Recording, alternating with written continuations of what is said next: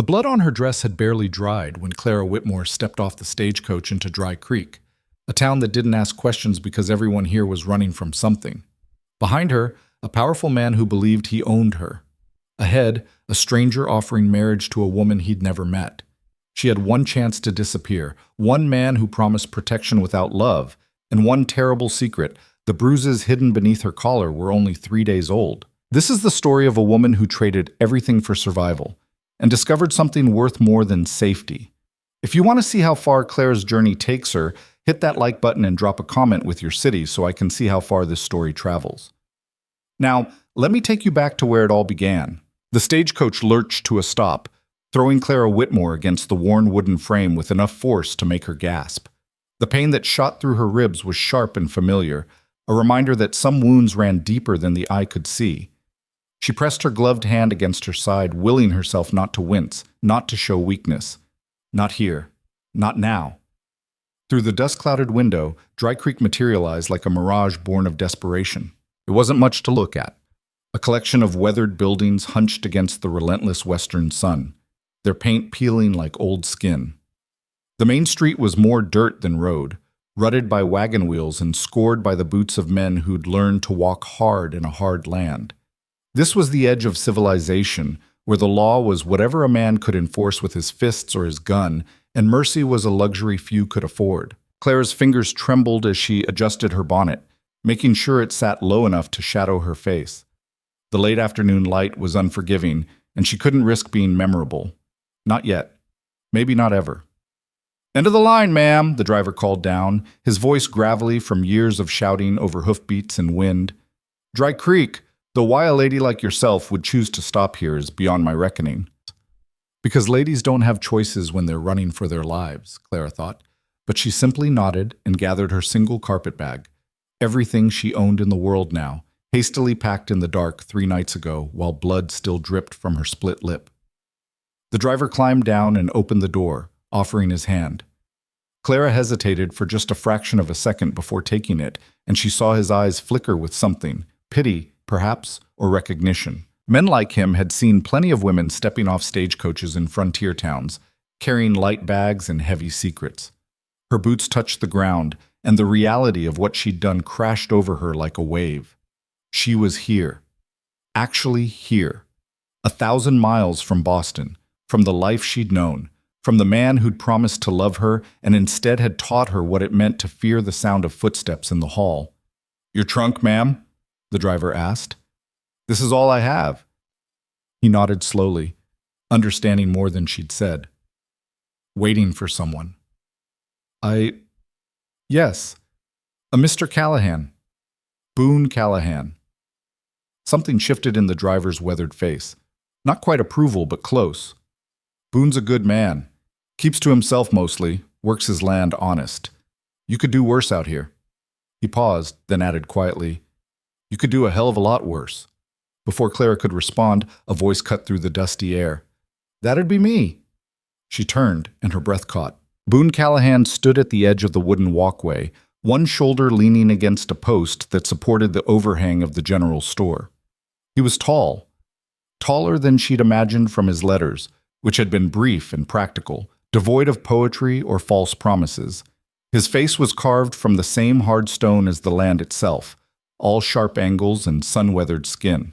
A dark hat shadowed his eyes, but she could feel his gaze on her, steady and measuring. He pushed off the post and crossed the distance between them with the kind of deliberate movement that suggested he'd learned long ago not to waste energy on unnecessary gestures. When he stopped in front of her, Clara had to tilt her head back to meet his eyes.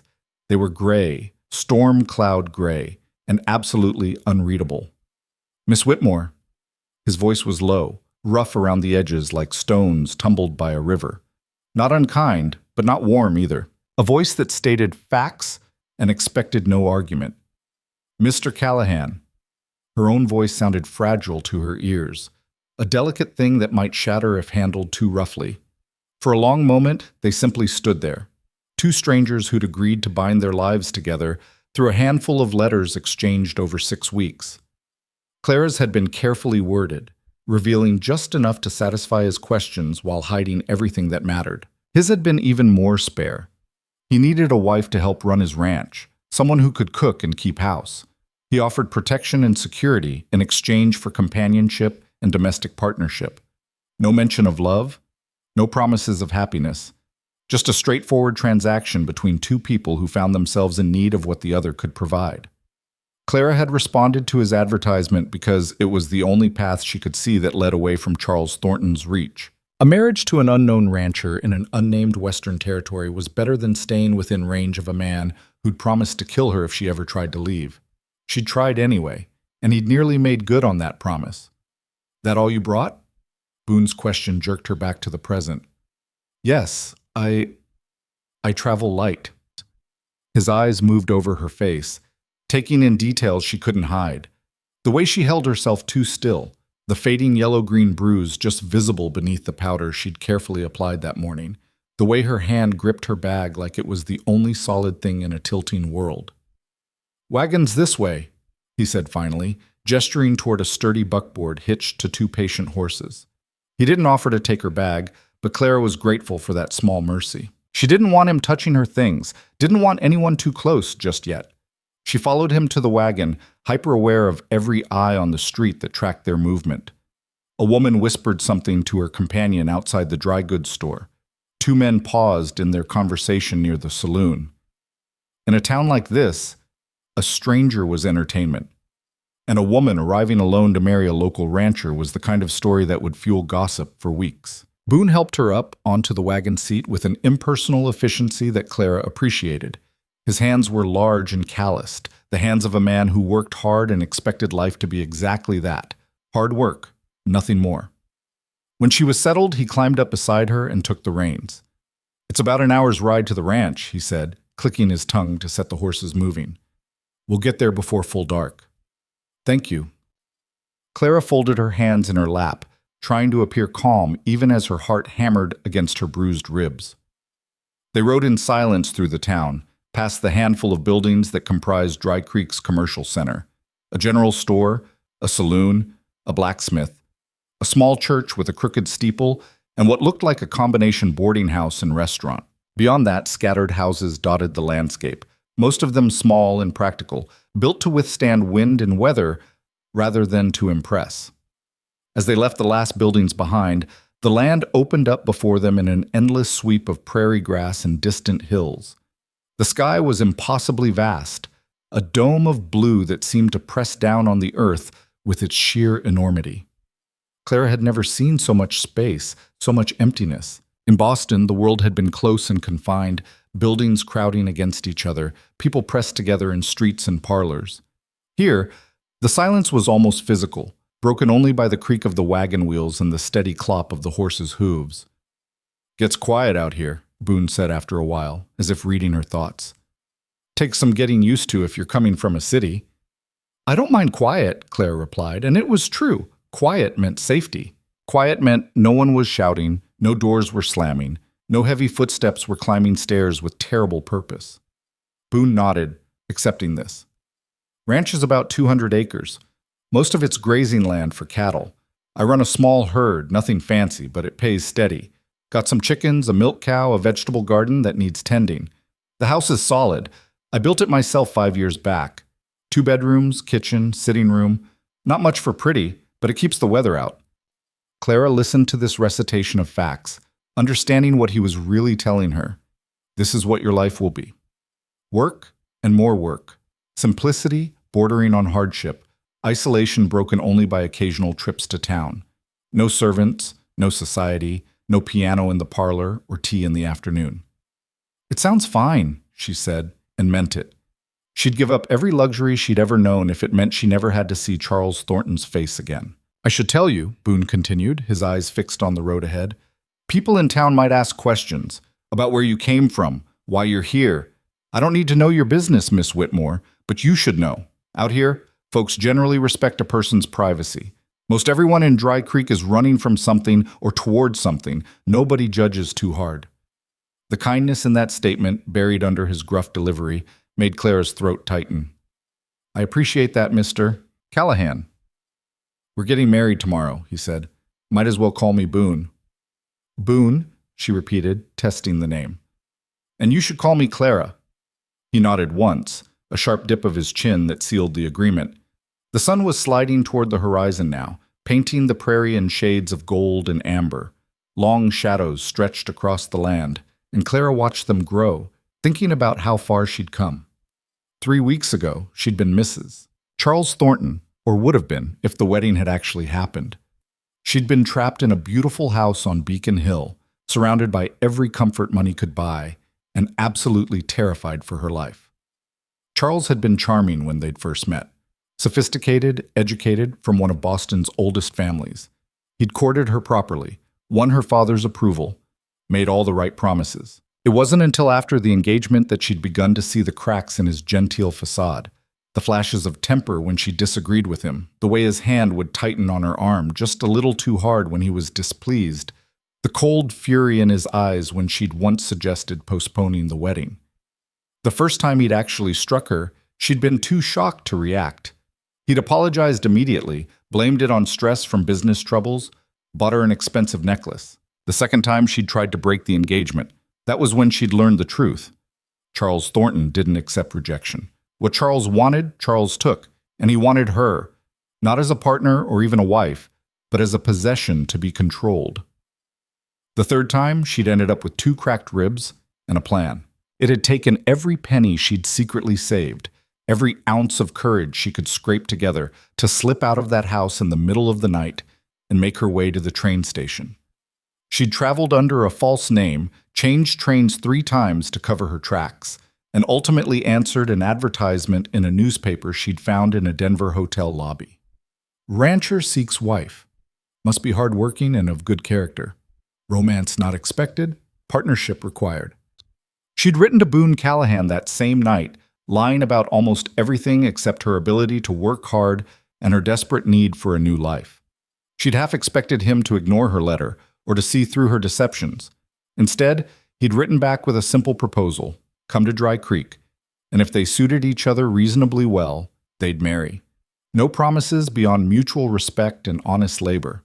It wasn't love. It wasn't even close to what she'd once dreamed of for her life. But it was escape. And escape was worth any price. "You cold?" Boone's question interrupted her thoughts.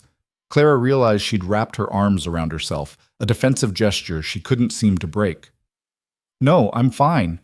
But Boone was already shrugging out of the jacket he wore and handing it to her. "Getting chilly. Go ahead." She took the jacket, holding it for a moment before slipping it around her shoulders. It smelled like leather and wood smoke and something else, something clean and honest that had nothing to do with expensive cologne or cigar smoke. The simple kindness of the gesture made her eyes burn. "Thank you." They rode on in silence for another 20 minutes before Clara saw it, a house rising from the prairie like a promise. It was exactly as Boone had described: solid, practical, built to last rather than to impress. Wood frame, covered in weathered boards, with a wide porch across the front and a stone chimney rising from one side. Behind it stood a barn, several outbuildings, and a corral where horses moved like shadows in the fading light. "Home," Boone said simply. "Home." The word felt foreign in Clara's mouth, a concept she'd stopped believing in somewhere between Charles's first blow and the moment she'd climbed onto the train heading west. But looking at that sturdy house set against the vast prairie, she felt something stir in her chest. Not hope, not quite, but maybe the faint possibility that hope might someday be possible. Boone pulled the wagon to a stop near the porch and climbed down, then turned to help Clara descend. His hands were firm but careful on her waist, and he set her on the ground gently, as if she might break. "I'll show you inside," he said, releasing her immediately and reaching for her bag. The porch steps were solid under her feet. The door swung open easily, revealing an interior that was Spartan but clean. A sitting room with a stone fireplace, a few pieces of furniture that looked handmade, a braided rug on the wooden floor. Through a doorway, she could see a kitchen with a cast-iron stove and a simple table. The walls were bare except for a single shelf holding a few books. "Your room's through here," Boone said, leading her down a short hallway. He pushed open a door to reveal a small bedroom with a narrow bed covered in a worn quilt, a chest of drawers, and a window that looked out over the prairie. "It's not much, but the bed's comfortable enough. I put fresh linens on this morning." Clara stepped into the room, setting her bag on the floor. It was small and plain, but it was hers. The door had a lock on the inside. She'd noticed that immediately, though she tried not to let her relief show. "My room's across the hall," Boone continued, pointing to another closed door. "I won't bother you, Clara. We'll marry tomorrow because it's practical and proper, but I meant what I said in my letters. I'm not expecting, that is, I'm not looking for—" He trailed off, clearly uncomfortable. "I understand," Clara said quietly. "A partnership, not a romance." "Right." He looked relieved. "You hungry? I can heat up some stew. It's not fancy cooking, but it's filling." Clara realized she hadn't eaten since early that morning, and her stomach was a tight knot of hunger and nerves. "That would be good. Thank you." In the kitchen, Boone moved with economical efficiency, stoking the fire in the stove and setting a pot to heat. Clara stood awkwardly by the table, unsure of her place in this space that was about to become her domain but was still entirely foreign. "You can sit," Boone said, noticing her hesitation. "No need to stand on ceremony here."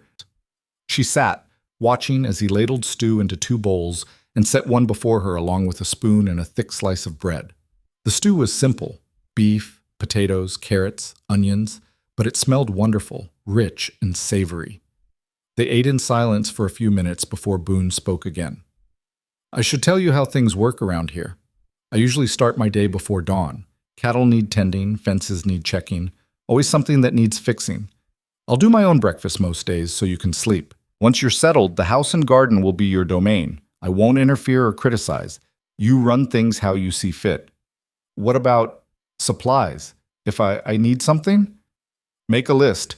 We go to town every 2 weeks for essentials, more often if necessary." He paused, then added, "You'll have your own money, Clara. I'm not a rich man, but I'm not poor either. You'll get a monthly allowance to manage the household and to spend as you like. What's mine will be legally yours after we're married. That's only fair." Clara stared at him, her spoon halfway to her mouth. In her experience, men didn't share power. They hoarded it, used it as leverage, doled it out in tiny portions to maintain control. The idea that Boone would simply give her autonomy over household finances was almost incomprehensible. "That's very generous," Boone shrugged. "It's practical. Can't run a household if you don't have authority over it. I'm not here enough to make those decisions, and I wouldn't know how even if I was. That's why I need a wife, a partner who can manage what I can't." It was the most he'd spoken since she'd arrived, and Clara found herself reassessing the man across the table from her. He wasn't handsome in any conventional sense. His face was too hard, too weather-worn, too scarred by sun and wind. But there was something solid about him, something that suggested he said what he meant and meant what he said. "The wedding's at 10 tomorrow morning," Boone continued, "at the church in town. Preacher's name is Reverend Matthews. We'll need 2 witnesses. I've arranged for the sheriff and his wife to stand up with us. Afterward, we'll file the paperwork at the land office to make everything legal. Then we'll come back here." "All right." Clara's voice was steady, though her hands trembled slightly around her spoon. "You can change your mind," Boone said suddenly, his gray eyes meeting hers directly. "If you want to get back on that stagecoach and go somewhere else, I won't stop you. I'll even pay your fare. This is a hard life, Clara, and I'm not an easy man. I don't talk much, I don't have fancy manners, and I can't offer you anything but work and more work. If you're looking for comfort or romance or anything like that, you won't find it here." Clara set down her spoon carefully, gathering her thoughts. This was the moment to tell him the truth, or at least part of it. He deserved that much. "I'm not looking for romance, Boone. I'm looking for safety. For a place where—" She swallowed hard, choosing her words carefully. "For a place where I can breathe without being afraid, where I can sleep through the night without jumping at every sound. That's all I want. If you can give me that, I'll be the best partner I know how to be." Something shifted in Boone's expression. Not pity exactly, but understanding. "Someone hurt you." It wasn't a question, but Clara nodded anyway. "He won't find you here," Boone said with absolute certainty. "And if he does, he'll have to go through me first." The simple, fierce protectiveness in those words broke something loose in Clara's chest. She blinked rapidly, fighting back tears she couldn't afford to shed. "Not yet. Maybe not ever."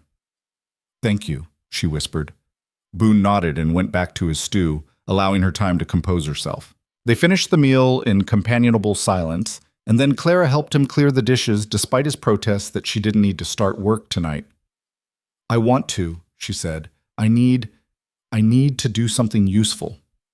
He understood that too, apparently, because he let her wash while he dried, the two of them working side by side in the lamplight while darkness gathered outside the windows. When the kitchen was clean, Boone showed her where he kept the lamp oil, how to work the pump for water, where the necessary supplies were stored. He was thorough and patient, explaining everything once and trusting her to remember. "I should let you rest," he said finally. "It's been a long day for you." "Boone," Clara said as he turned to go, "why did you advertise for a wife? You seem capable enough on your own." He was quiet for a moment, considering his answer. "Gets lonely out here, and the work's too much for one person if you want to build something that lasts. I had a wife once, years back. Sarah. She died of fever the first winter we were married. After that, He shrugged. "I told myself I didn't need anyone. But land like this, it's meant to be shared. It's meant to be more than just one person working themselves to death. I'm sorry about Sarah. It was a long time ago." He paused at the doorway to the hall. "Your door locks from the inside. Use it if it makes you feel safer. I won't take offense." And then he was gone, his footsteps retreating down the hall, a door closing softly. Clara stood alone in the kitchen, surrounded by the unfamiliar shapes of her new life. Slowly, she made her way to her small bedroom, closed the door, and turned the lock with shaking hands. The click of metal sliding into place was the most comforting sound she'd heard in months. She unpacked her meager belongings: 2 extra dresses, undergarments, a hairbrush, a few toiletries, and at the bottom of her bag, wrapped in a handkerchief, the one photograph she'd brought from her old life. It showed a younger Clara standing beside her mother in the garden of their home. Both women were smiling. It had been taken 3 years before her mother's death, before her father had started drinking, before Charles Thornton had entered her life like a storm cloud. Clara set the photograph on the chest of drawers, then changed into her nightgown, moving carefully because her ribs still ached. In the small mirror above the dresser, she could see the bruises that marked her torso, purple and yellow and green, a calendar of violence written on her skin. But they were fading. Each day they grew lighter. And here, in the spare room at the edge of civilization, with a locked door between her and the rest of the world, Clara thought maybe, just maybe, she could fade too. Not disappear, but transform, become someone new, someone who wasn't defined by what had been done to her. She lay down on the narrow bed, pulling the worn quilt up to her chin. Through the window, she could see stars beginning to appear in the darkening sky, more stars than she'd ever seen in Boston, where city lights washed out all but the brightest. Here, the heavens blazed with light, vast and indifferent, and somehow comforting in their immensity. Tomorrow she would marry a stranger. Tomorrow she would legally bind herself to a man she'd known for less than a day. It should have terrified her. But lying there in the darkness, listening to the prairie wind whisper against the walls, Clara felt something she hadn't felt in a very long time. She felt like maybe she'd made the right choice. Sleep came slowly, broken by old fears and new anxieties. But when Clara finally drifted off, she slept more deeply than she had in months, and for the first time in forever, she didn't dream of Charles Thornton's hands around her throat. She dreamed instead of open sky and endless land, of a house that stood solid against the wind, and of a pair of steady gray eyes that looked at her and saw not a victim or a possession, but simply a person who deserved respect. When dawn broke over the prairie, painting the world in shades of pink and gold, Clara woke to the sound of roosters crowing and the smell of coffee brewing. For a moment, she didn't remember where she was. Then it all came rushing back: the stagecoach, the silent ride, the spare room, the locked door. And Boone's promise: "He won't find you here." Clara rose from bed, wincing as her ribs protested, and began to dress for her wedding day. She had only one dress suitable for the occasion, a simple gray cotton with a white collar, practical and modest. She brushed her hair and pinned it up, studying her reflection in the small mirror. The woman who looked back at her was thinner than she'd been 3 months ago, her face showing the strain of constant fear. But her eyes were different now. Still haunted, yes, but lit with something new. Determination, maybe. or the first fragile spark of defiance. She was Clara Whitmore, soon to be Clara Callahan, and she was done running. Now she was going to stand her ground and see what happened when she stopped living in fear and started living for the possibility of something more. A knock sounded at her door, gentle but firm. "Clara, coffee's ready when you are." "Thank you. I'll be right there." She took one last look at herself, straightened her collar, and unlocked the door. Boone stood in the hallway, dressed in clean clothes with his hair slicked back, his hat in his hands. He looked uncomfortable but determined, like a man about to face an unpleasant but necessary task. "You look nice," he said gruffly. "So do you." They stood there awkwardly for a moment before Boone cleared his throat. "We should eat something before we head to town. Long morning ahead." In the kitchen, he'd laid out bread, butter, jam, and eggs. They ate quickly, speaking little, both of them aware of the weight of what lay ahead. When they'd finished, Boone hitched the wagon again, and they set out for Dry Creek. The ride into town was quieter than the previous evening's journey. Clara kept her hands folded in her lap, trying not to think too hard about what she was about to do. Marry a stranger. Legally bind herself to another man when the last one had nearly killed her.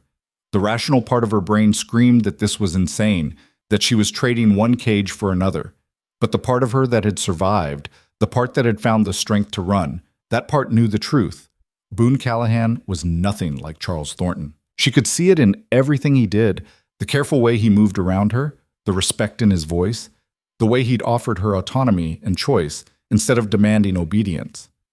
Still, old fears died hard. When they reached the church and Boone helped her down from the wagon, Clara had to force herself not to flinch when his hands touched her waist. He noticed. Of course he noticed. "You sure about this?" he asked quietly, his eyes searching her face. Clara took a deep breath and nodded. "I'm sure." The church was small and plain, its interior cool and dim after the bright morning sunlight. Reverend Matthews was waiting for them, a kindly-looking man with silver hair and gentle eyes. With him were Sheriff Tom Morrison and his wife Martha, a sturdy woman with a warm smile who immediately took Clara's hand. "Welcome to Dry Creek, dear," Martha said. "I'm so glad Boone found someone. He's been alone too long."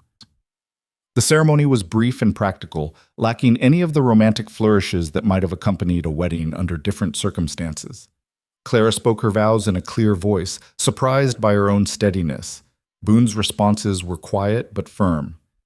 When it came time to exchange rings, Boone produced a simple gold band that fit Clara's finger perfectly. "I do," she said. "I do," he echoed. "By the power vested in me, I now pronounce you husband and wife," Reverend Matthews declared. "You may kiss the bride." Boone looked at Clara, a question in his eyes. She gave the smallest nod, granting permission. He leaned down and pressed a brief, chaste kiss to her lips. So gentle it barely qualified as a kiss at all, more like an acknowledgement of the commitment they'd just made.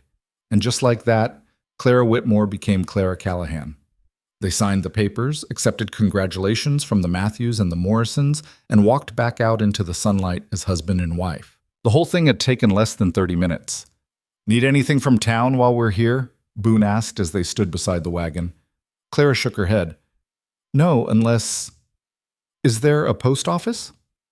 "Next to the general store." "You expecting mail?" "No, but I should write to my father, let him know I'm safe." It was a lie. Her father had died 2 years ago, drank himself to death in a matter of months after losing his business. But Boone didn't need to know that. Not yet. "We can do that," Boone agreed. "Get you some paper and stamps while we're at it." They made their way to the general store, where a bell chimed as they entered. The proprietor, a thin man with wire-rimmed spectacles, looked up from his ledger. "Boone, heard you were getting hitched today. This the lucky lady?" "This is my wife, Clara," Boone said, and Clara felt a strange flutter in her chest at hearing herself referred to that way. "Clara, this is Henry Walsh, runs the store." "Pleasure to meet you, Mrs. Callahan," Henry said, coming around the counter to shake her hand. "Anything you need, you just let me know. We might not have the fancy goods of the big cities, but we stock everything necessary for living out here." "Thank you, Mr. Walsh." They purchased writing paper, envelopes, stamps, and a few other supplies Boone thought might be useful. As Clara browsed the store's limited selection, Martha Morrison appeared beside her. "I wanted to give you this," Martha said quietly, pressing a folded piece of paper into Clara's hand. "It's my address and directions to our house. Sheriff and I live just east of town. If you ever need anything, and I mean anything, Clara, you come find me. Sometimes a woman just needs another woman to talk to. Understand?" Clara looked into Martha's eyes and saw knowing there. Not pity, but recognition. Martha had seen the fading bruises, the way Clara held herself, the fear beneath the surface. And instead of asking questions or making judgments, she was offering help. "Thank you," Clara whispered, tucking the paper into her pocket like the precious thing it was. By the time they loaded the wagon and headed back to the ranch, it was nearly noon. The sun beat down on the prairie, turning the world golden and hazy. Clara sat beside her new husband, her husband, that would take time to sink in, and felt the strangeness of her situation settle over her like a cloak. She was married. She was Clara Callahan now, wife of a rancher, mistress of a small house on the frontier. Everything she'd known was gone, replaced by this new existence that felt simultaneously terrifying and oddly liberating. "You all right?" Boone asked, breaking the long silence. "Yes. Just thinking." "About? About how different everything is now." Boone nodded, understanding. Change is hard, even when it's necessary. They rode the rest of the way in silence, but it was a comfortable silence, the kind that didn't need filling with empty words. When they arrived back at the ranch, Boone helped Clara down from the wagon and began unloading their purchases. Clara watched him work, this man who was now legally bound to her, and felt a wave of exhaustion wash over her. The tension of the past few weeks, the fear that had driven her across the country, the weight of starting a new life, it all crashed down on her at once. "I think I need to rest for a bit," she said quietly. Boone looked at her and nodded. "Go ahead. I've got work to do in the barn anyway. I'll wake you for supper."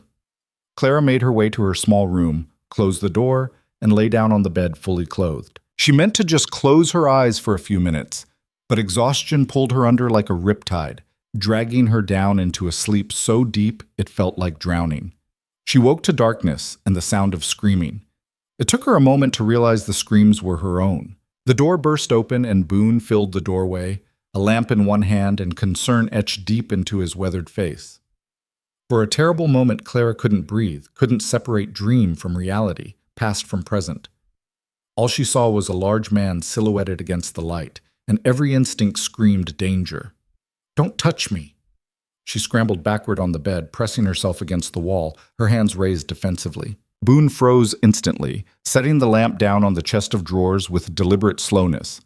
He held both hands up where she could see them, palms out, and took a careful step backward toward the door. "It's just me, Clara," he said quietly, his voice steady and calm. "You're safe. You were having a nightmare." Reality crashed back in waves. The small bedroom, the locked door she must have forgotten to lock in her exhaustion. Boone standing there looking concerned but careful not to come closer. Her wedding day. She was Clara Callahan now, and this was her husband, not— "I'm sorry," she gasped, lowering her hands. "I'm so sorry. I didn't mean to—" "Don't apologize." Boone's voice was firm but gentle. "You've got nothing to be sorry for. I heard you screaming and thought— well, doesn't matter what I thought. Point is, you're awake now and you're safe."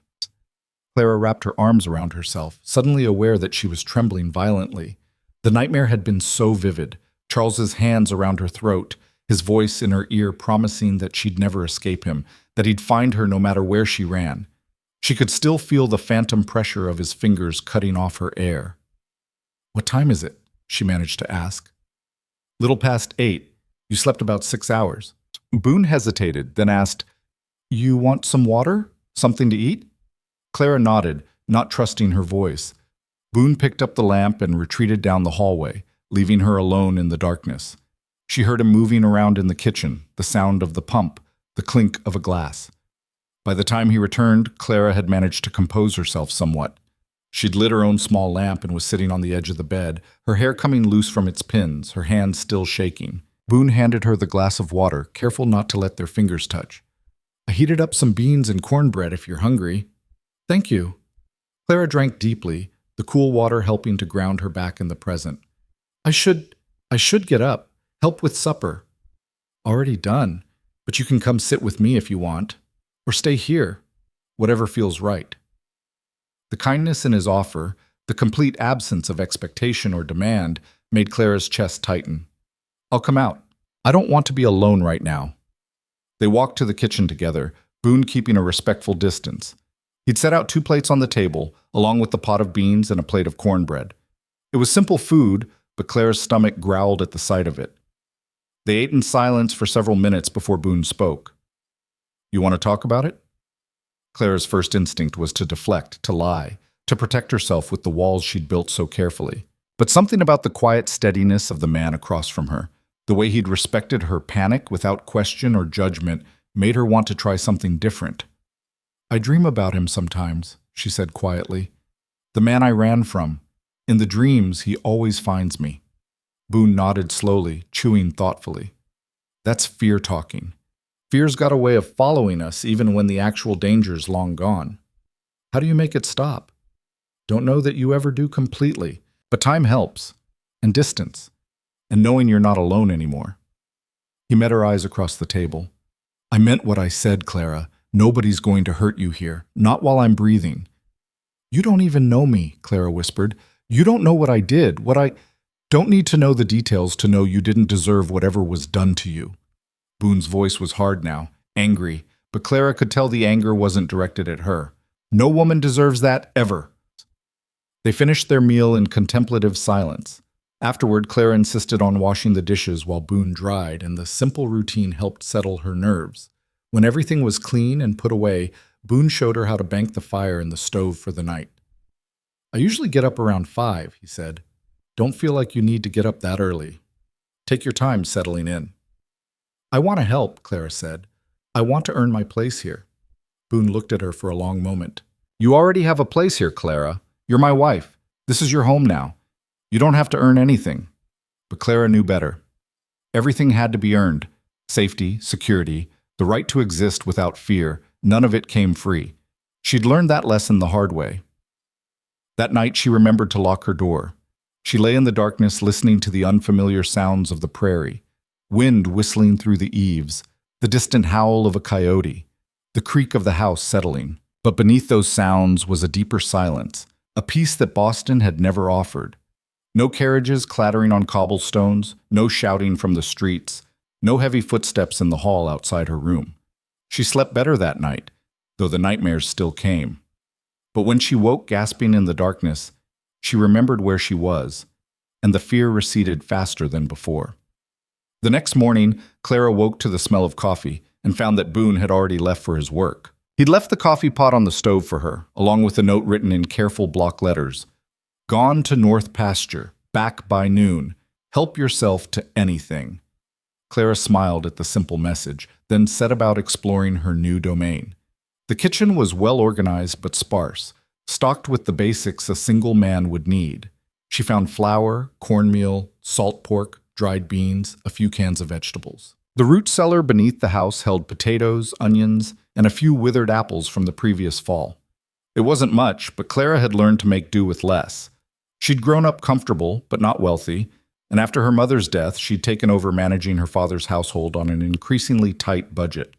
She knew how to stretch ingredients, how to make a tough cut of meat tender, how to bake bread that would last the week. She spent the morning taking inventory, scrubbing surfaces that were already clean, and planning meals in her head. It felt good to have purpose, to have tasks that were hers to manage. By the time Boone returned at noon, she'd made a list of supplies they'd need on their next trip to town and had a pot of stew simmering on the stove. Smells good, Boone said as he came in, removing his hat and hanging it on a peg by the door. His face was dusty from the morning's work, his shirt stained with sweat despite the cool spring weather. It's just stew, nothing fancy. Better than anything I've made in months. He washed his hands at the basin, then sat at the table. How'd you sleep? Better, Clara said honestly, ladling stew into bowls. The quiet helps. They ate together, and Clara found herself relaxing incrementally with each shared meal. Boone wasn't a talker, but his silences were comfortable, never oppressive or threatening. He asked her opinion on things, what vegetables she wanted to plant in the garden, whether she preferred the chickens penned or free-ranging, how she wanted the kitchen organized. Each question was an acknowledgement of her authority, her right to make decisions about the life they were building. The days began to form a pattern. Boone rose before dawn and worked until noon, came in for the midday meal, then worked until dusk. Clara managed the house, learning the rhythms of ranch life. She gathered eggs from the henhouse, tended the small vegetable garden that was just beginning to sprout, baked bread, mended clothes, swept floors. Simple work, honest work, the kind that left her body tired but her mind quiet. A week passed, then two. Clara's bruises continued to fade, the physical evidence of her trauma disappearing even as the psychological scars remained. She jumped at sudden movements, flinched when Boone came up behind her unexpectedly, locked her door every single night without fail. But slowly, incrementally, she began to feel something she hadn't felt in a very long time. She began to feel almost safe. It was on a Thursday morning, 3 weeks after their wedding, that Martha Morrison came to visit. Clara was hanging laundry on the line behind the house when she heard the sound of a wagon approaching. Her first instinct was fear. Visitors meant exposure, questions, the possibility of being found.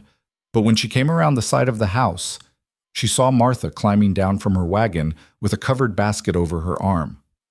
"Good morning, Clara," Martha called out cheerfully. "I hope you don't mind me dropping by. I brought some things I thought you might like." Clara wiped her hands on her apron, trying to calm her racing heart. "Of course not. Please, come in." Inside, Martha set her basket on the kitchen table and began unpacking. "Fresh butter from our cow, some eggs. I know you've got chickens, but ours are laying like mad right now, and I baked these biscuits this morning, my grandmother's recipe." "Thank you. That's very kind." Martha waved away the gratitude and settled into a chair, looking around the kitchen with approval. "Place looks good. Boone's lucky to have you. House always looked so bare when he was alone." Clara poured coffee for both of them, her hands only slightly unsteady. She wasn't used to entertaining, wasn't sure what was expected of her in this situation. "I hope I'm not intruding," Martha said, her eyes kind. "I know what it's like to be new in a place like this. When Tom and I first came to Dry Creek 15 years ago, I was so lonely I thought I'd lose my mind. The other women here, they saved me, made me feel like I belonged." "How many other women are there?" Clara asked, curious despite her caution. "In town proper, maybe a dozen families. Scattered around the ranches, maybe 2 dozen more. Not many compared to what you're probably used to, but we look out for each other. Have to, out here." They talked for an hour, Martha sharing news from town, who'd had a baby, whose crops were doing well, the latest gossip about the saloon owner's new piano. It was ordinary conversation, the kind Clara had once taken for granted, and she found herself relaxing despite her reservations. "There's a quilting circle that meets twice a month at the church," Martha said as she prepared to leave. "Next meeting's this Saturday. You should come. Good way to meet the other women." Clara's first instinct was to refuse, to keep herself isolated and hidden. But she heard Boone's voice in her head.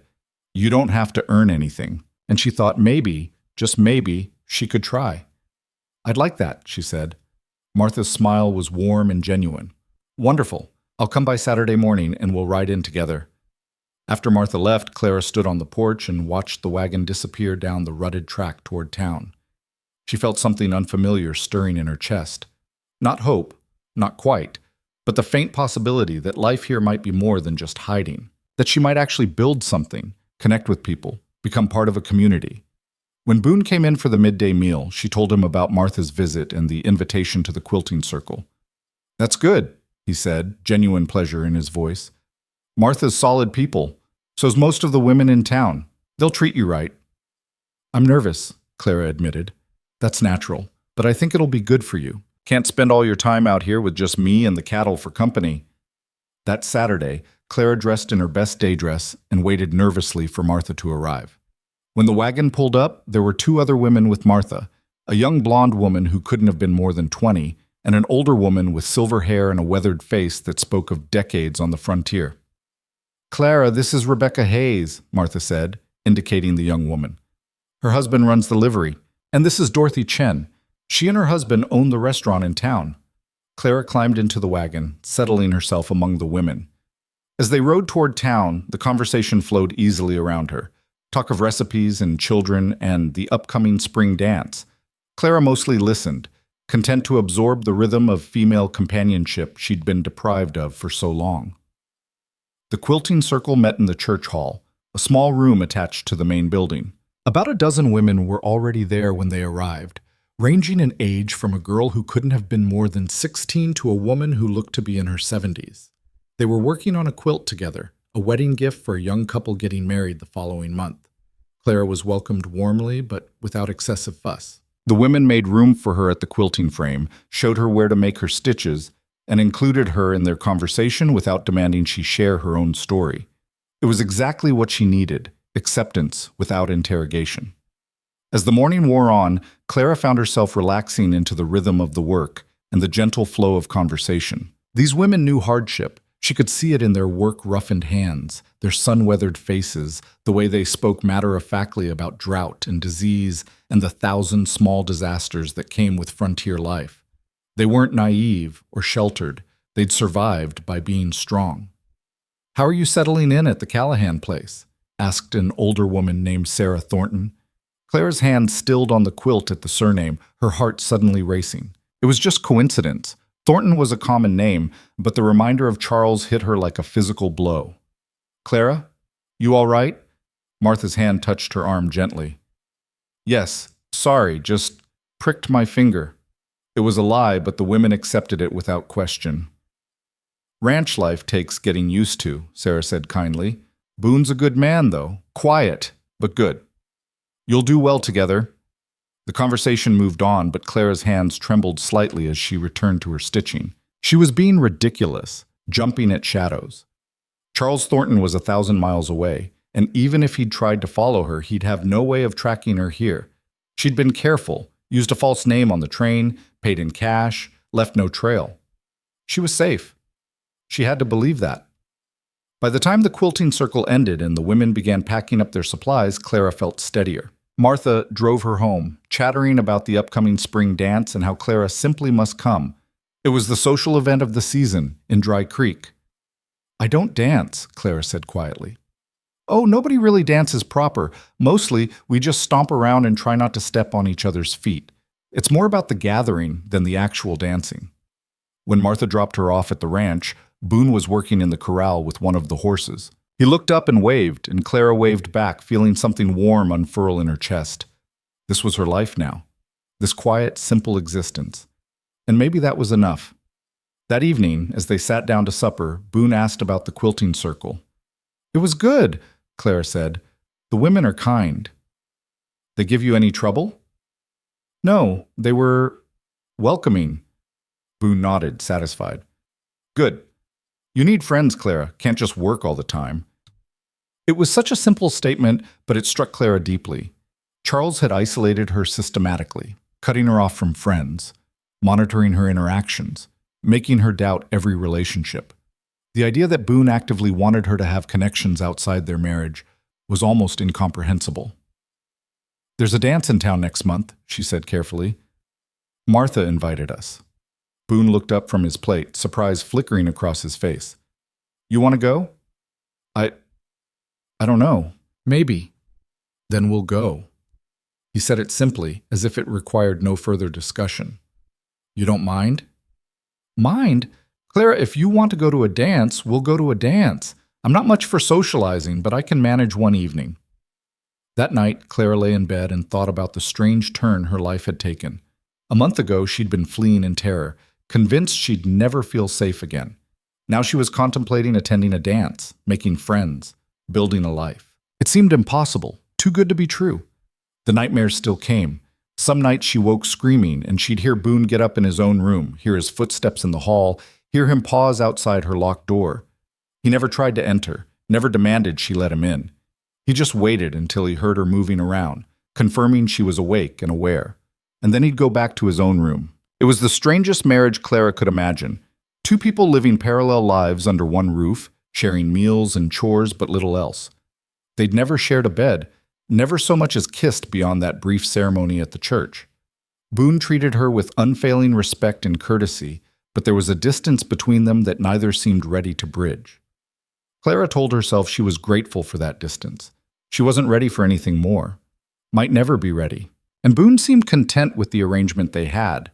a partnership based on mutual benefit rather than romantic love.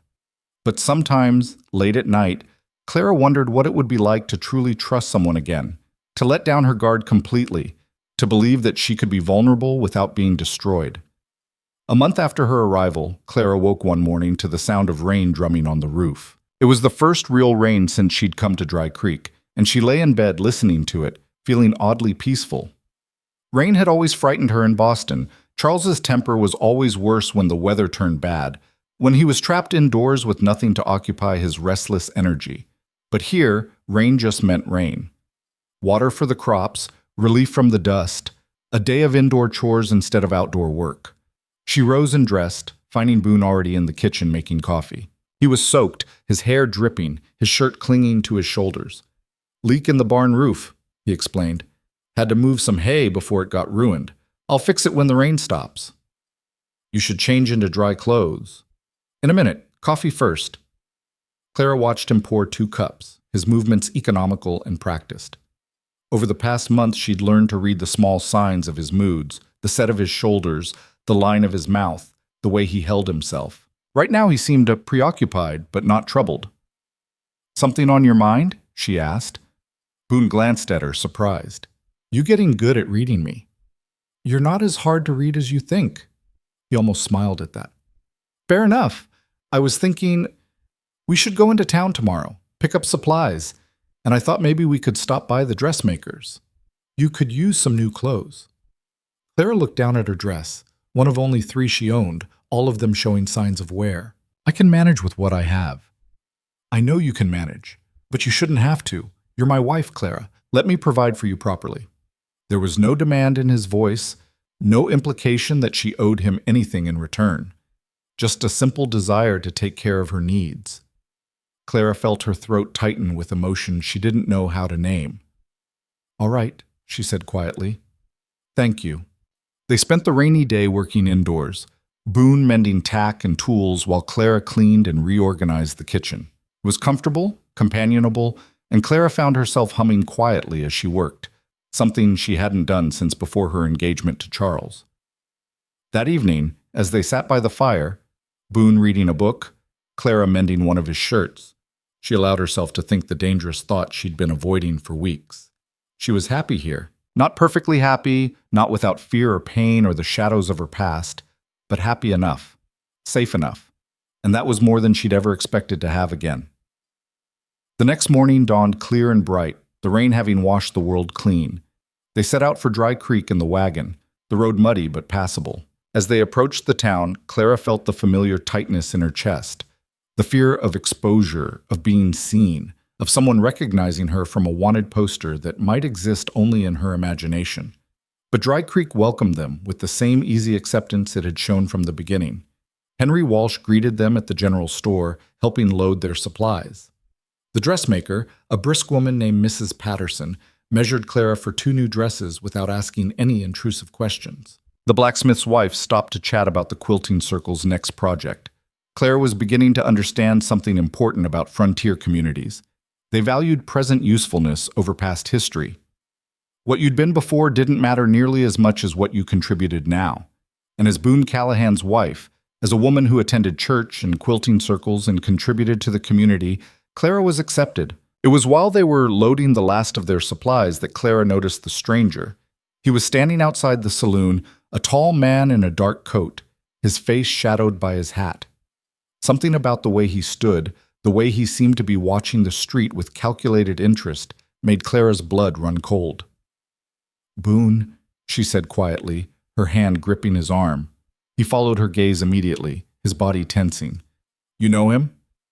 "No, I don't think so, but he's watching you." It wasn't a question.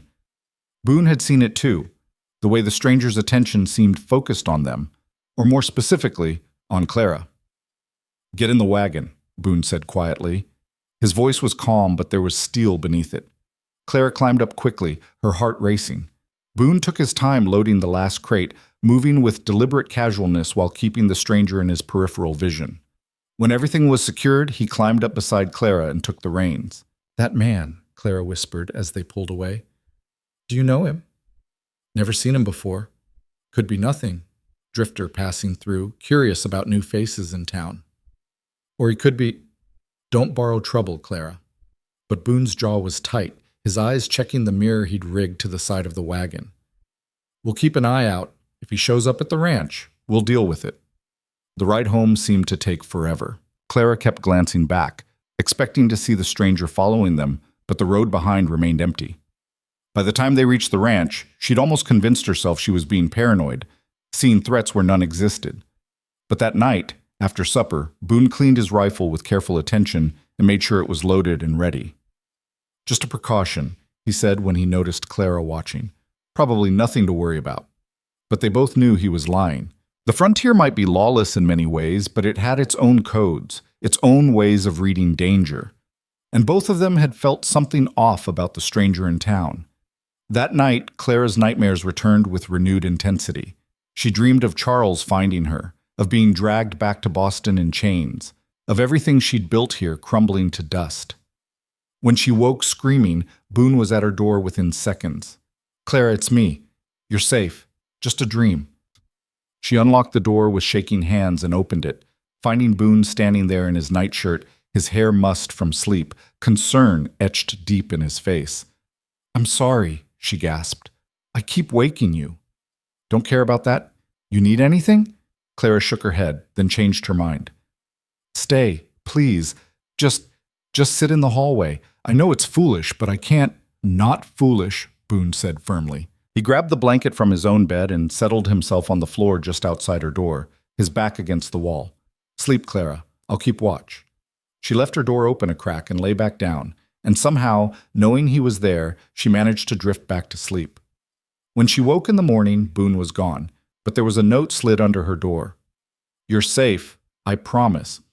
Clara held that note for a long time, tracing the careful block letters with her finger, and felt something shift inside her chest. Trust, maybe. Or the beginning of it. The stranger didn't appear at the ranch that day, or the next, or the day after that. A week passed, and Clara began to relax again, convinced she'd let her fears run away with her imagination. The man had probably been exactly what Boone suggested. A drifter, curious about newcomers. Nothing more. But on the 8th day, Clara was hanging laundry when she saw dust rising from the road that led to the ranch. A rider was coming, moving fast. Her first instinct was to run, to hide, to lock herself in the house. But she forced herself to stay calm, to wait and see. It might be Martha, or the sheriff, or any number of harmless visitors. The rider came into view, and Clara's breath caught. It was the stranger from town, his dark coat billowing behind him as he rode. Clara dropped the wet sheet she'd been hanging and ran for the house. She burst through the door and grabbed the rifle Boone had left leaning in the corner. He was out checking the north fence line. Wouldn't be back for hours. By the time the stranger dismounted, Clara had the rifle loaded and pointed at the door, her hands shaking but her resolve absolute. She'd run once, she'd run 1,000 miles to get away.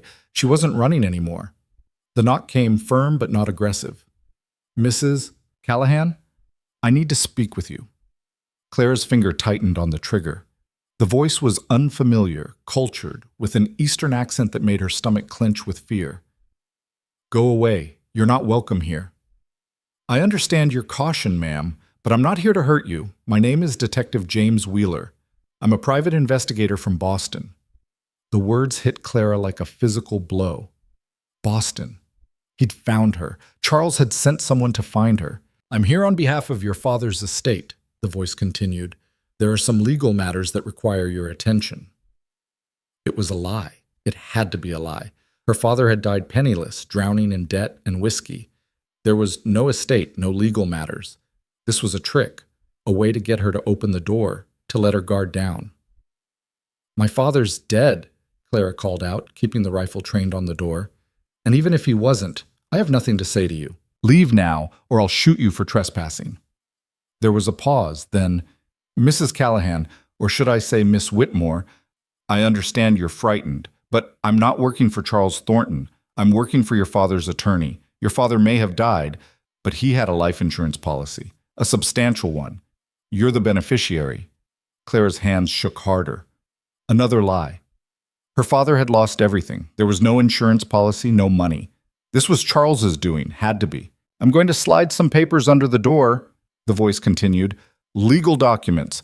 Look them over. If you still want me to leave, I'll go. A moment later, several folded papers appeared beneath the door. Clara kept the rifle pointed at the entrance with one hand while crouching to pick up the papers with the other. She unfolded them carefully, her eyes scanning the text.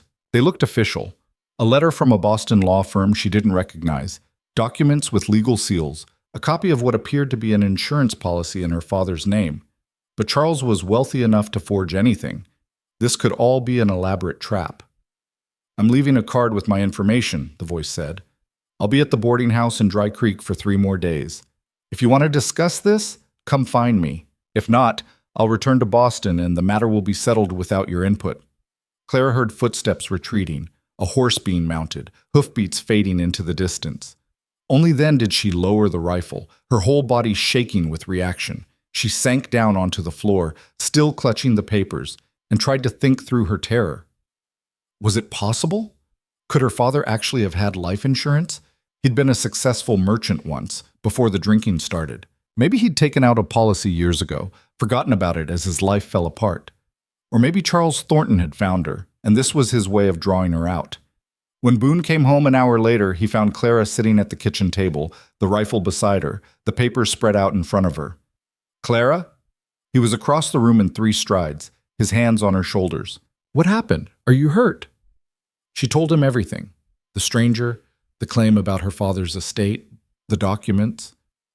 Boone read through the papers carefully, his face thoughtful. Could be legitimate, he said finally. Legal language looks right, but could also be a very good forgery. I don't know what to do. Boone pulled out a chair and sat beside her. Tell me about this Charles Thornton. Tell me everything. And finally, Clara did. She told him about the courtship, the engagement, the gradual revelation of Charles's true nature. She told him about the first time he'd hit her, the apologies, the escalation. She told him about the night she'd tried to break the engagement, and he'd beaten her so badly she'd thought she was going to die. She told him about lying in bed the next day, making her plan, gathering her courage to run. He said if I ever left him, he'd find me and kill me, Clara finished, her voice barely above a whisper. He has money, Boone, connections. He could hire anyone, could track me anywhere. And now this detective shows up, knowing my real name, knowing I'm here. Boone listened to it all without interrupting, his face growing progressively harder. When she finished, he sat in silence for a long moment. We're going into town, he said finally. Tomorrow. We're going to talk to Sheriff Morrison, and then we're going to talk to this detective together. If he's legitimate, fine. If he's working for Thornton, we'll deal with it. But you're not facing this alone, Clara.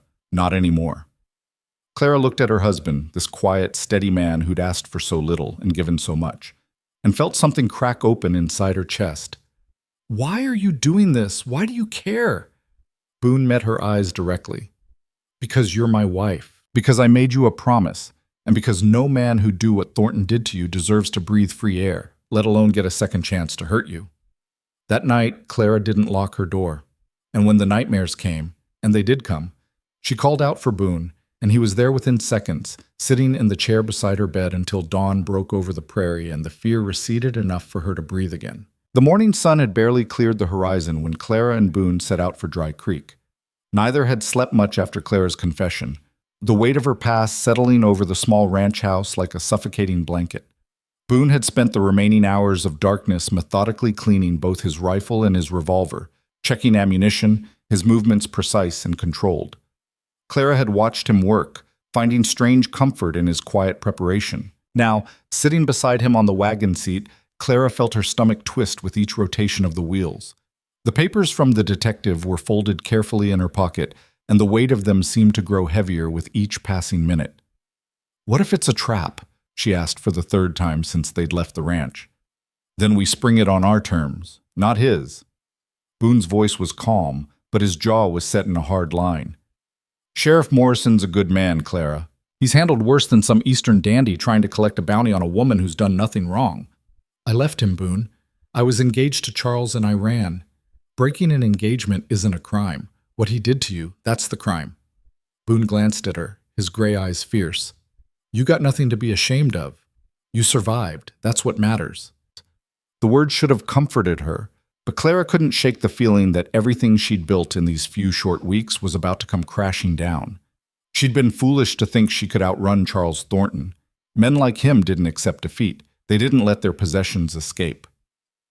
Dry Creek emerged from the prairie haze, its weathered buildings looking particularly stark in the harsh morning light. The streets were quiet, too early for most businesses to be open, though smoke rose from the chimneys of the boarding house and the restaurant. Boone guided the wagon directly to the sheriff's office, a small building near the center of town with bars on the windows and a faded sign hanging crooked above the door. Sheriff Tom Morrison was already at his desk, a cup of coffee steaming beside a stack of paperwork. He looked up when they entered, his weathered face creasing with concern as he took in their tense expressions. "Boone, Clara." He stood, gesturing to the chairs across from his desk. "Little early for a social call. Something wrong?" Boone waited until Clara was seated before taking his own chair. "We need to talk about a man who rode out to the ranch yesterday. Called himself Detective James Wheeler, said he was from Boston." Morrison's expression shifted immediately, becoming more alert. "Wheeler? Yeah, he came by here 2 days ago, asked if I knew a Clara Whitmore, showed me some papers, said he was looking for her on behalf of her dead father's attorney." The sheriff's eyes moved to Clara. "I told him I didn't know anyone by that name." "You lied for me?"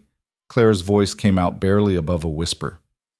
"I protected one of my town's residents," Morrison corrected gently. "You're Clara Callahan now, far as I'm concerned. Whatever business some Boston detective thinks he has, he can take it up proper or not at all." He leaned back in his chair, studying them both. "Now, you want to tell me what's really going on?" Clara looked at Boone, who gave her an encouraging nod. Taking a shaky breath, she began to speak. She told Morrison everything she'd told Boone the night before, about Charles, about the violence, about running. The sheriff listened without interruption, his expression growing progressively darker. "This Thornton," Morrison said when she'd finished, "he got political connections? Law enforcement in his pocket? His family knows everyone in Boston, judges, politicians, police captains. If he wanted to have me arrested on some trumped-up charge, he could probably do it." Morrison drummed his fingers on his desk, thinking, "Well, he's got no authority here. This is territorial land, and I'm the law in Dry Creek. If this detective is legitimate, and your father really did leave you money, that's one thing. But if he's working for Thornton, trying to force you back east against your will, that's kidnapping, and I don't take kindly to kidnappers." "How do we know which it is?" Boone asked. "We ask him, directly." Morrison stood, reaching for his gun belt. "Wheeler's staying at Mrs. Patterson's boarding house. Let's go have a conversation." The three of them walked down the dusty main street, drawing curious glances from the few early risers who were already up and about. Word would spread quickly, Boone and Clara visiting the sheriff at dawn, then heading to the boarding house. By noon, the whole town would be buzzing with speculation. Mrs. Patterson answered the door with flour on her hands and suspicion in her eyes. "Sheriff, something wrong?" "Need to speak with your guest, James Wheeler. Room 3, upstairs. But he's paid through the week. I don't want any trouble that'll scare off my other boarders." "No trouble intended, Agnes. Just a conversation." They climbed the narrow stairs, Morrison in the lead. He knocked firmly on the door marked with a brass number 3. "James Wheeler, Sheriff Morrison, need a word." There was a pause, then footsteps.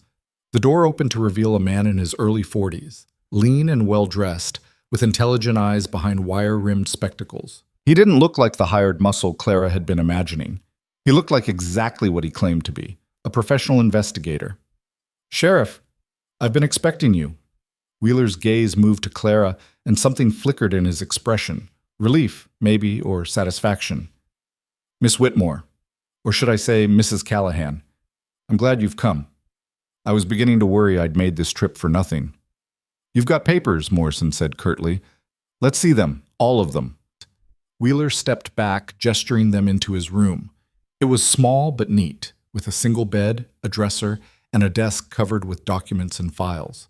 He gathered several folders and handed them to Morrison. "Everything's there.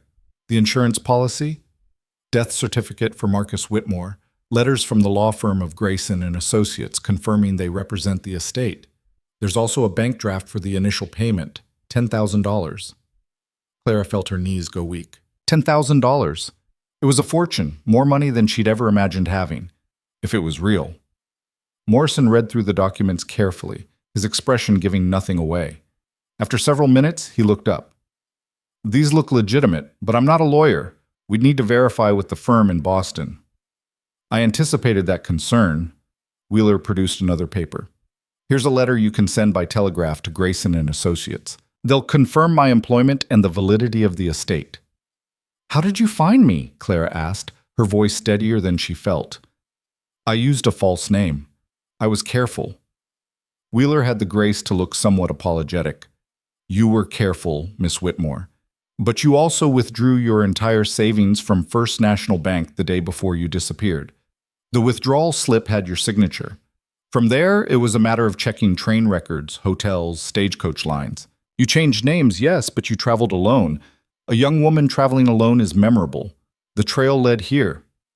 And if Charles Thornton had hired you instead of this law firm, you could have led him straight to her, Boone said, his voice cold as winter steel. Wheeler's eyes sharpened. Ah, so that's the real concern. Thornton. He sat down on the edge of his bed, removing his spectacles to clean them. Yes, I know about Charles Thornton. In fact, he did contact me initially, about a month after you disappeared, offered me a substantial sum to find his missing fiancée. Clara's blood ran cold.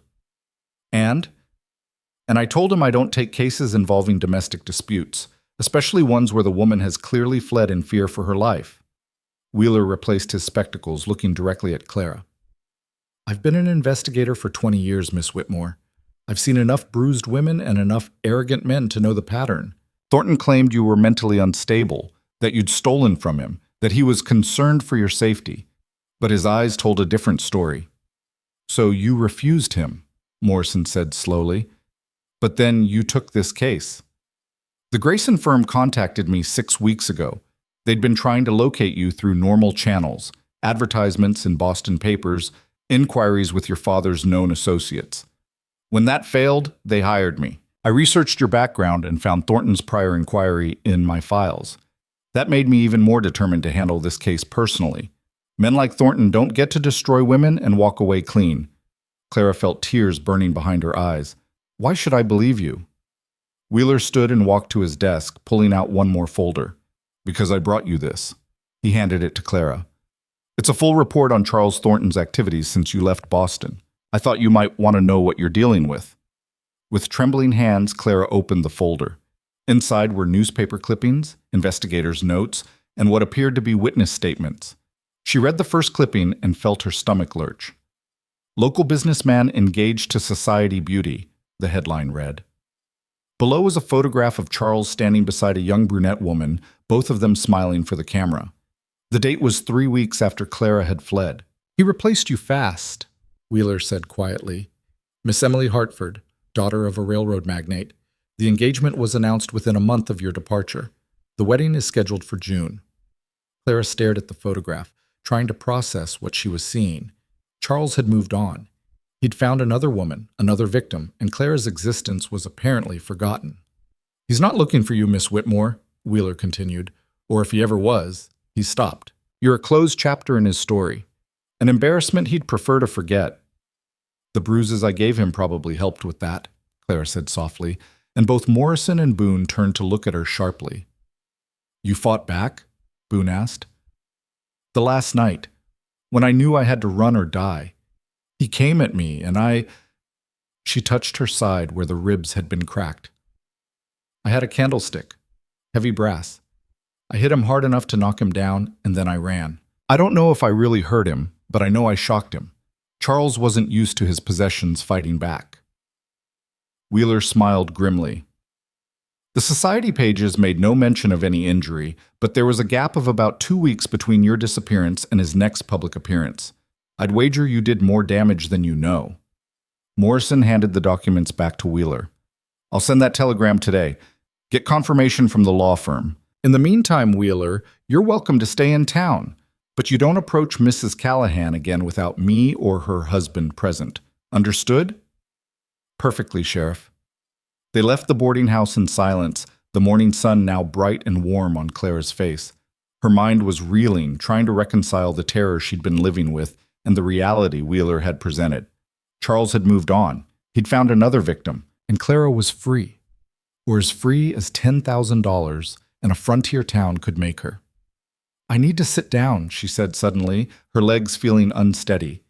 Boone guided her to the bench outside the general store, his hand steady on her elbow. Morrison excused himself to send the telegram, leaving them alone on the quiet street. "He's not coming for me," Clara whispered. "All this time I thought, I was so afraid." "You had reason to be afraid," Boone said firmly. "You still did the right thing running. Don't second guess that. But I've been hiding when I didn't need to. I've been healing." "You've been healing, Clara. That takes time, whether the danger's active or past." Boone sat beside her, close enough that their shoulders almost touched. "And now you've got choices. Real choices. If that money's legitimate, you could go anywhere, do anything." Clara turned to look at him, really look at him. This man who'd married her sight unseen, who'd given her space and respect and protection without asking for anything in return. This man who'd sat outside her door through her nightmares and never once made her feel weak or broken. "I don't want to go anywhere," she said quietly.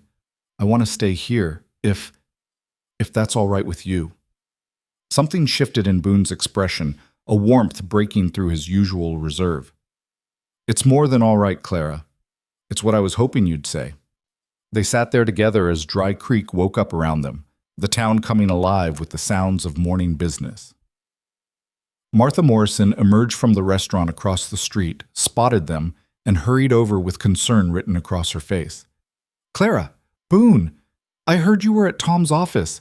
Is everything all right?" Clara found herself smiling, actually smiling.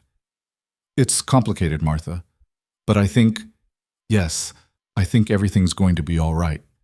By noon, Sheriff Morrison had received a telegram confirmation from Grayson and Associates in Boston.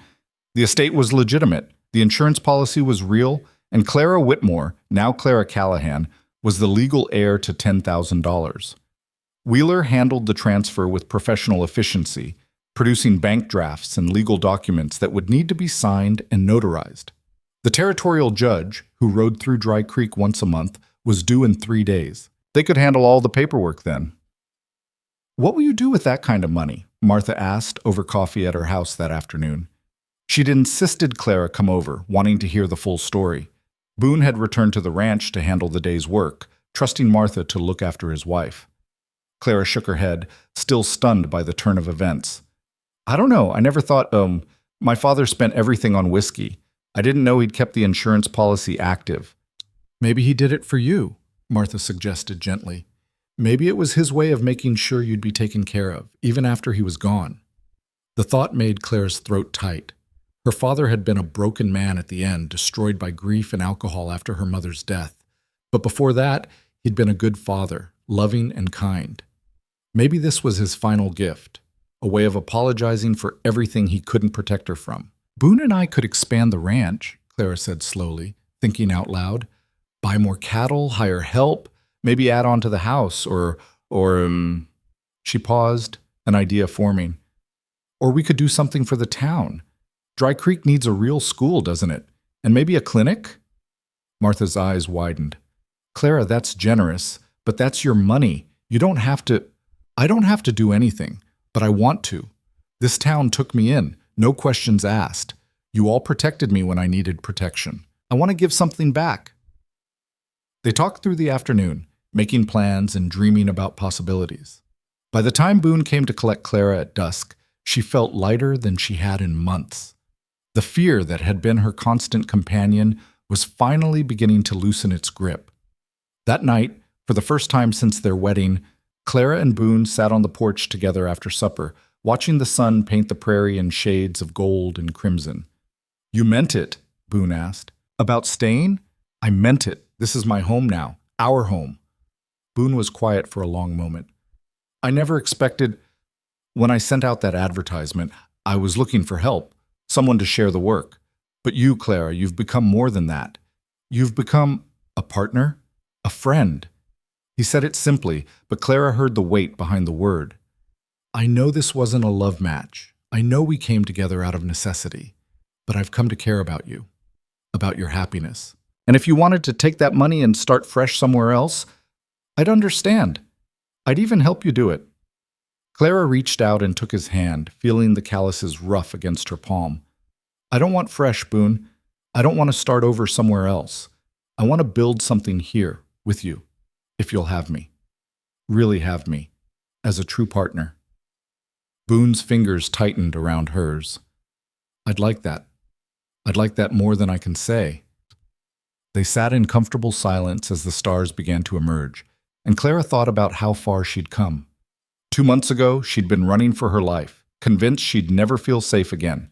Now she was sitting on a porch in the middle of nowhere, holding hands with a man who'd shown her that kindness and strength could coexist in the same person.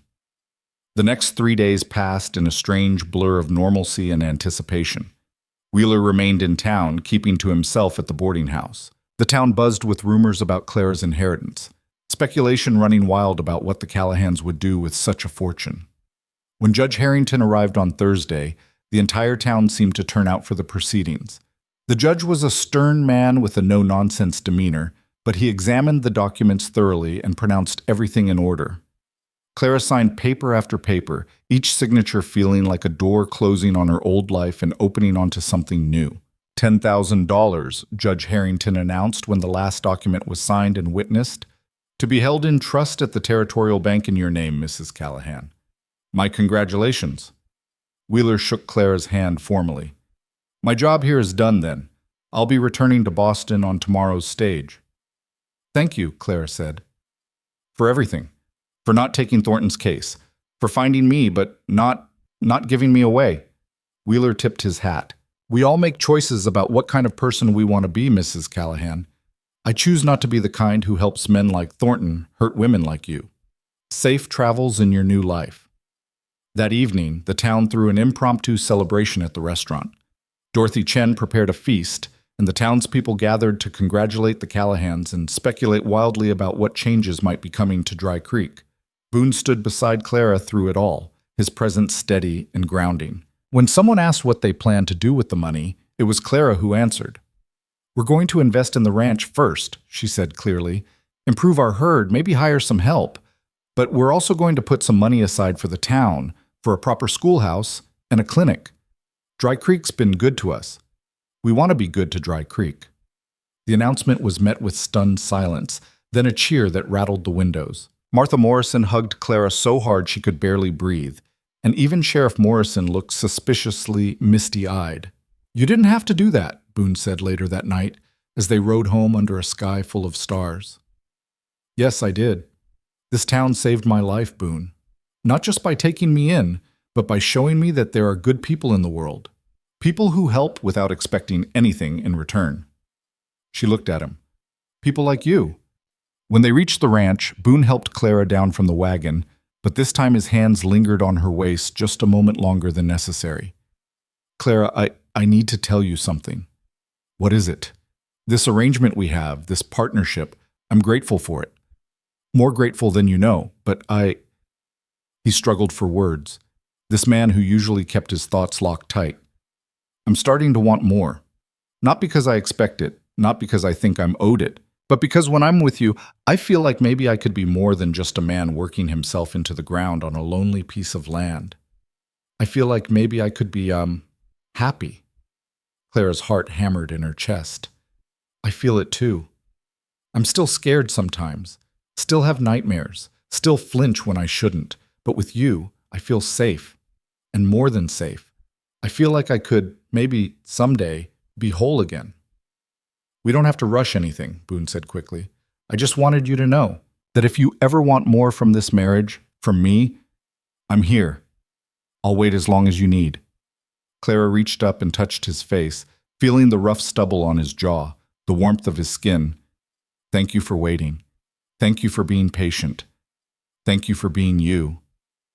She stood on her toes and kissed him, soft and brief but full of promise. It was nothing like the perfunctory kiss at their wedding. This was a choice, freely made, a step towards something neither of them had expected to find. When she pulled back, Boone was smiling, really smiling, not just the slight upturn of his mouth, but a genuine expression of joy that transformed his whole face. We're going to be all right, aren't we? Clara whispered. Yeah, Boone said, pulling her close.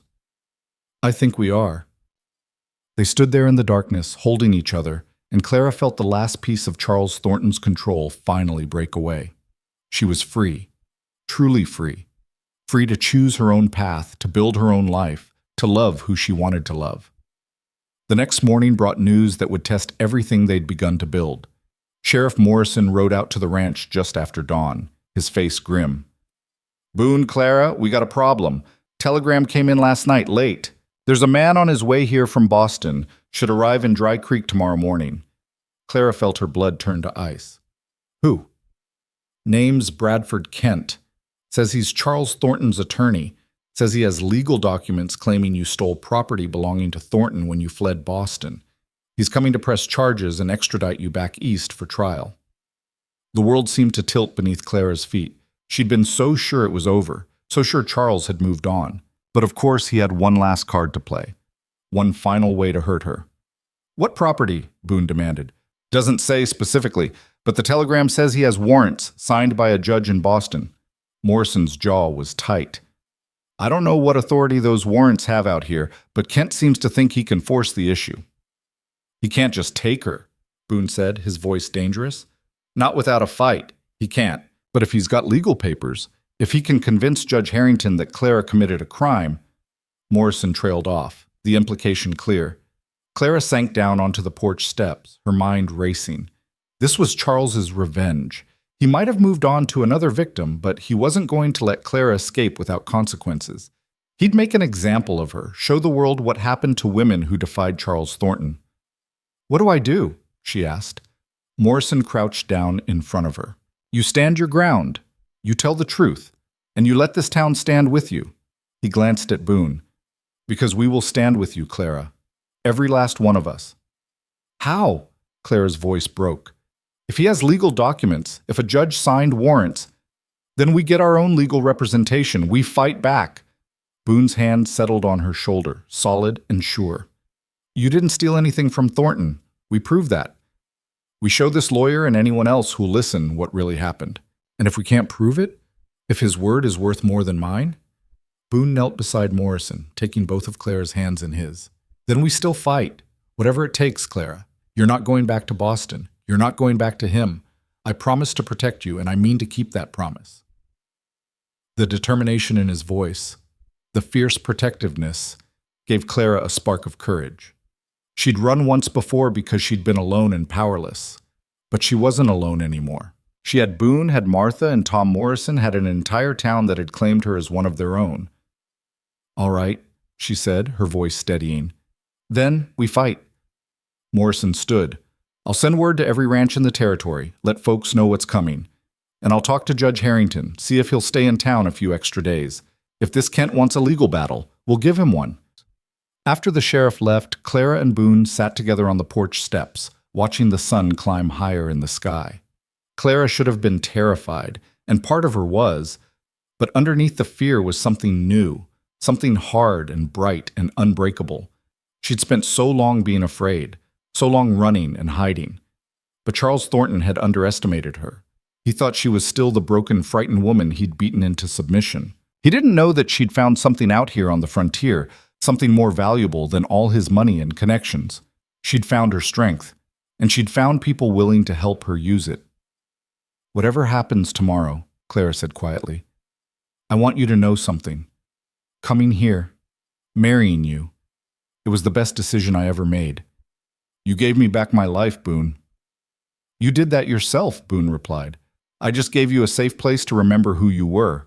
Then let's show this lawyer who I am now. Let's show him what happens when someone tries to drag Clara Callahan back into the darkness. Boone smiled, fierce and proud. Yeah, let's do that. They spent the rest of the day preparing. Boone rode into town to speak with Judge Harrington and gather what legal support they could find. Clara went through her few possessions from Boston, cataloging every item she'd brought, preparing to prove she'd stolen nothing. By evening, word had spread through Dry Creek and beyond. Ranchers and townspeople began arriving, offering support and promising to stand witness if needed. Martha Morrison organized the women, gathering statements and character references. The town was rallying, and Clara felt the full weight of community for the first time in her life. This was what it meant to belong somewhere. This was what it meant to have people who cared whether you lived or died, who would fight for you just because you were one of them. As the sun set on that long, tense day, Clara stood on her porch and looked out at the prairie she'd come to love. Somewhere out there, a lawyer carrying Charles Thornton's poison was heading toward Dry Creek. Tomorrow would bring confrontation, possibly violence, certainly pain. But Clara Whitmore Callahan wasn't running anymore. Let them come. Let them try to take her back. She'd stand her ground, and she'd face whatever came with her head held high and a whole town at her back. The frontier had taught her something Charles Thornton would never understand. True strength wasn't about control or domination. It was about knowing when to stand, when to fight, and when to trust the people around you to catch you if you fell. And Clara wasn't going to fall. Not this time. Not ever again. The stagecoach arrived at 10 minutes past 9 in the morning, 15 minutes behind schedule, kicking up a cloud of dust that hung in the still air like a warning. Clara stood on the boardwalk outside the general store, flanked by Boone on one side and Martha Morrison on the other. Behind them, gathered along the street in a show of solidarity that made Clara's throat tight, stood what seemed like half the population of Dry Creek and the surrounding ranches. Sheriff Morrison waited in the middle of the street, his badge catching the morning sunlight, his hand resting casually near his gun. Judge Harrington stood on the steps of the church, his black robes making him look like a carrion bird, stern and unforgiving. But Clara knew better now. The judge had spent 2 hours with her the previous evening, listening to her story, examining what little evidence she had, preparing for what was to come. The stagecoach door opened, and a man stepped down. He was exactly what Clara had expected, mid-50s, expensively dressed in a tailored suit that looked absurd in the rough frontier town, with a face that spoke of privilege and the absolute certainty that money could solve any problem. Bradford Kent carried a leather satchel and wore an expression of barely concealed contempt as he surveyed Dry Creek. Behind him emerged 2 other men. One was clearly hired muscle, tall, broad-shouldered, with the kind of face that had seen violence and enjoyed it. The other was younger, perhaps a clerk or assistant, carrying additional luggage and paperwork. Kent's eyes swept the street and landed on Clara with the precision of a hawk spotting prey. His lips curved into a smile that held no warmth. "Well," he said, his Boston accent sharp and out of place, "I do believe I found what I came for. Miss Clara Whitmore, I presume." "Mrs. Clara Callahan," Boone said, before Clara could respond. His voice was level, but there was steel underneath. "My wife." Kent's eyebrows rose. "Ah, yes, the hasty frontier marriage. How very convenient." He turned to Sheriff Morrison. "I am Bradford Kent, attorney at law, representing Charles Thornton of Boston, Massachusetts.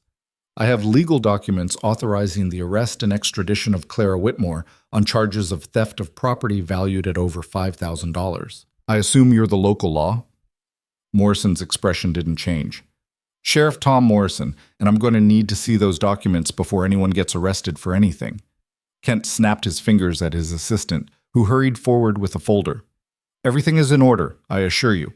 Warrant signed by Judge Aldrich of the Massachusetts Superior Court, affidavits from Mr. Thornton detailing the stolen property, and testimony from multiple witnesses." Morrison took the folder and began reading, his weathered face betraying nothing. Clara felt Boone's hand find hers, squeezing gently. She squeezed back, drawing strength from his presence. "Judge Harrington," Morrison called out, "need your expertise on these." Harrington descended the church steps with deliberate slowness, taking the documents from Morrison. The street had gone utterly silent except for the whisper of wind and the distant lowing of cattle. Every eye was fixed on the judge as he read through the papers, his expression growing progressively more skeptical. "Interesting," Harrington said finally. "Mr. Kent, these warrants claim that Mrs. Callahan, stole jewelry, cash, and various personal items belonging to Mr. Thornton. Can you specify exactly what items were allegedly stolen?" Kent consulted his papers. "A diamond necklace valued at $2,000, a pearl bracelet valued at $800, a gold pocket watch valued at $500, and $3,000 in cash from Mr. Thornton's personal safe." Clara's shock was genuine. That's a lie. I didn't take anything that wasn't mine. Oh? Kent's smile widened. Then perhaps you can explain where you obtained the funds for your cross-country travel. Train tickets, hotels, meals. Such things aren't free, Miss Whitmore, and you had no independent income. I had my own savings, Clara said, her voice stronger now. Money my mother left me before she died. My father kept it in trust, and when he began drinking, I withdrew it and kept it hidden. I knew I might need it someday. A convenient story. Can you prove this? Can you prove I stole anything? Boone interjected. Because from where I'm standing, this looks like a rich man making accusations against a woman who had every right to leave him. Kent's expression hardened. Mr. Thornton and Miss Whitmore were engaged to be married. She left without explanation, taking valuable property with her. That constitutes theft under Massachusetts law. Were they legally married? Judge Harrington asked sharply. No, but then she had no legal obligation to stay, and gifts given during courtship belonged to the recipient unless they were explicitly conditional on marriage. Harrington looked at Ken over his spectacles. I assume you're familiar with basic contract law, Mr. Kent? A flush crept up Kent's neck. The jewelry was not gifted. It was loaned for specific social occasions. Do you have documentation of this loan agreement? Signed papers? Witness statements? Kent's pause was just a fraction too long. Mr. Thornton's word is sufficient. Not in my courtroom, it isn't. Harrington handed the papers back to Morrison. Sheriff, these warrants may be legal in Massachusetts, but they have no standing here without territorial approval. And I'm not inclined to approve extradition based on accusations that can't be substantiated. Kent's composure finally cracked. Judge Harrington, I don't think you understand the gravity of this situation. Mr. Thornton is a man of considerable influence. He has connections in Washington, friends in the territorial governor's office. If you obstruct justice here... Are you threatening me, Mr. Kent? Harrington's voice could have frozen water. Because I've been a judge for 30 years, and I've never responded well to threats. The hired muscle behind Kent shifted, his hand moving toward his coat. Morrison's gun was out of its holster before the man's fingers reached fabric. I wouldn't, Morrison said quietly. This is my town, and we don't take kindly to intimidation. The tension in the street was thick enough to cut. Claire could feel her heart hammering, could see the townspeople behind her shifting, preparing for violence if it came. This could go bad quickly. Kent had the resources to make trouble, and men with resources didn't like being told no.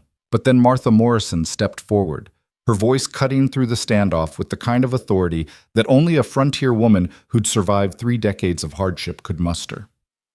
Mr. Kent, she said pleasantly, perhaps we should discuss this more civilly.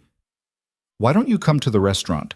Dorothy makes excellent coffee, and we can all sit down and talk about this like reasonable people.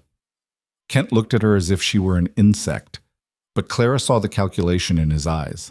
He was outnumbered, outgunned, and standing in hostile territory. Whatever his instructions from Thornton, he was smart enough to recognize when a tactical retreat was necessary. Very well, he said stiffly.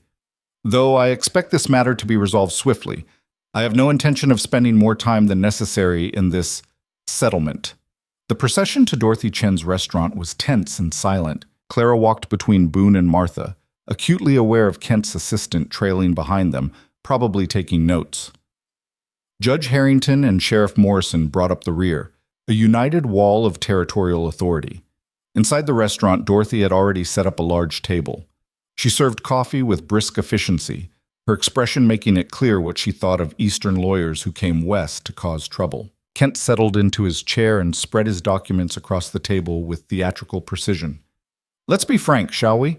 Mr. Thornton doesn't actually care about the jewelry or the money.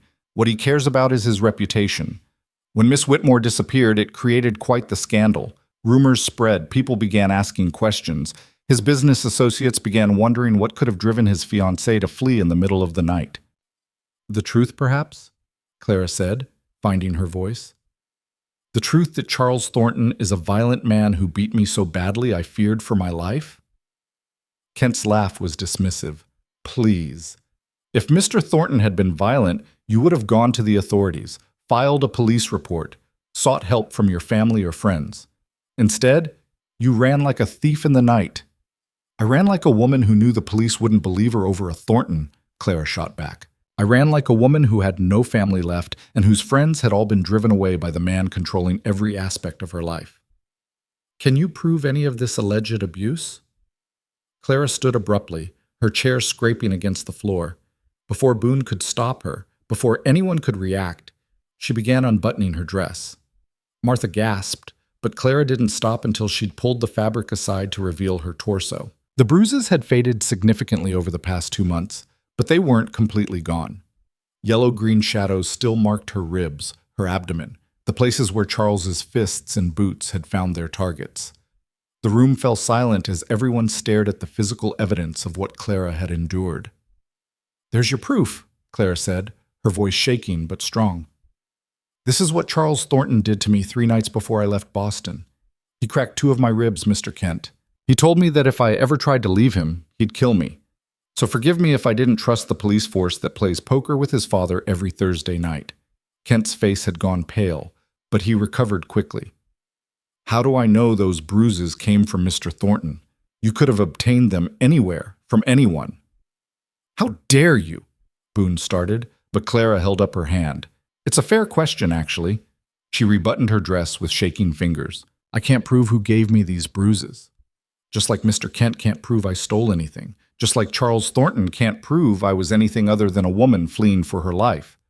So we're at an impasse." Judge Harrington leaned forward. "Not necessarily. Mr. Kent, you said Mr. Thornton is concerned about his reputation. What if we could offer him a way to resolve this matter that protects his reputation without requiring Mrs. Callahan to return to Boston?" Kent's eyes narrowed. "I'm listening." "Mrs. Callahan recently inherited $10,000 from her late father's estate. What if she were to pay Mr. Thornton the value of the items he claims were stolen? $5,000, as you stated. That would settle the debt, if debt there is, and allow everyone to move forward." "No," Clara said immediately. "I won't pay him a cent. That would be admitting I stole from him, and I didn't." "Clara," Boone started. "No." Clara's voice was firm. "I ran from him because I had no other choice. But I won't let him win like this. I won't let him take my money and my dignity." She turned to Kent. "If Charles Thornton wants $5,000 from me, he can come out here himself and try to take it. Otherwise, he can tell his society friends whatever story he wants about why I left. I don't care anymore." Kent studied her for a long moment. "You've changed, Miss Whitmore. When I researched you, the descriptions I received painted a picture of a timid, compliant young woman. The person sitting before me now is something quite different." "The frontier changes people," Martha said. "It strips away the unnecessary parts and leaves only what's strong enough to survive." "Indeed." Kent gathered his papers slowly, deliberately. "Here's the situation, Mrs. Callahan. I came here with instructions to retrieve you, one way or another. But I'm also a practical man. Judge Harrington is right that these warrants have questionable authority in territorial land. Sheriff Morrison has made it clear that any attempt to take you by force would be met with resistance, and you're surrounded by people who seem quite prepared to defend you." He paused, taking a sip of his coffee. "But I also know that Mr. Thornton is not a man who accepts defeat gracefully. If I return to Boston empty-handed, he will escalate. He has the resources to make your life very difficult, Mrs. Callahan. He could pursue this legally through territorial courts, which could take years and cost you far more than $5,000. Or what?" Boone asked, his voice dangerous. "Or we make a different arrangement. Mr. Thornton gets a signed statement from Mrs. Callahan acknowledging the dissolution of their engagement and declaring that all matters between them are settled. He gets to save face, claim it was a mutual parting, perhaps hint that the frontier life simply didn't suit the engagement. In exchange, he drops all charges and makes no further claim on Mrs. Callahan." "And what does he get out of this besides saving face?" Clara asked suspiciously. Kent smiled thinly. "Between you and me? He's already found a replacement, the Hartford girl.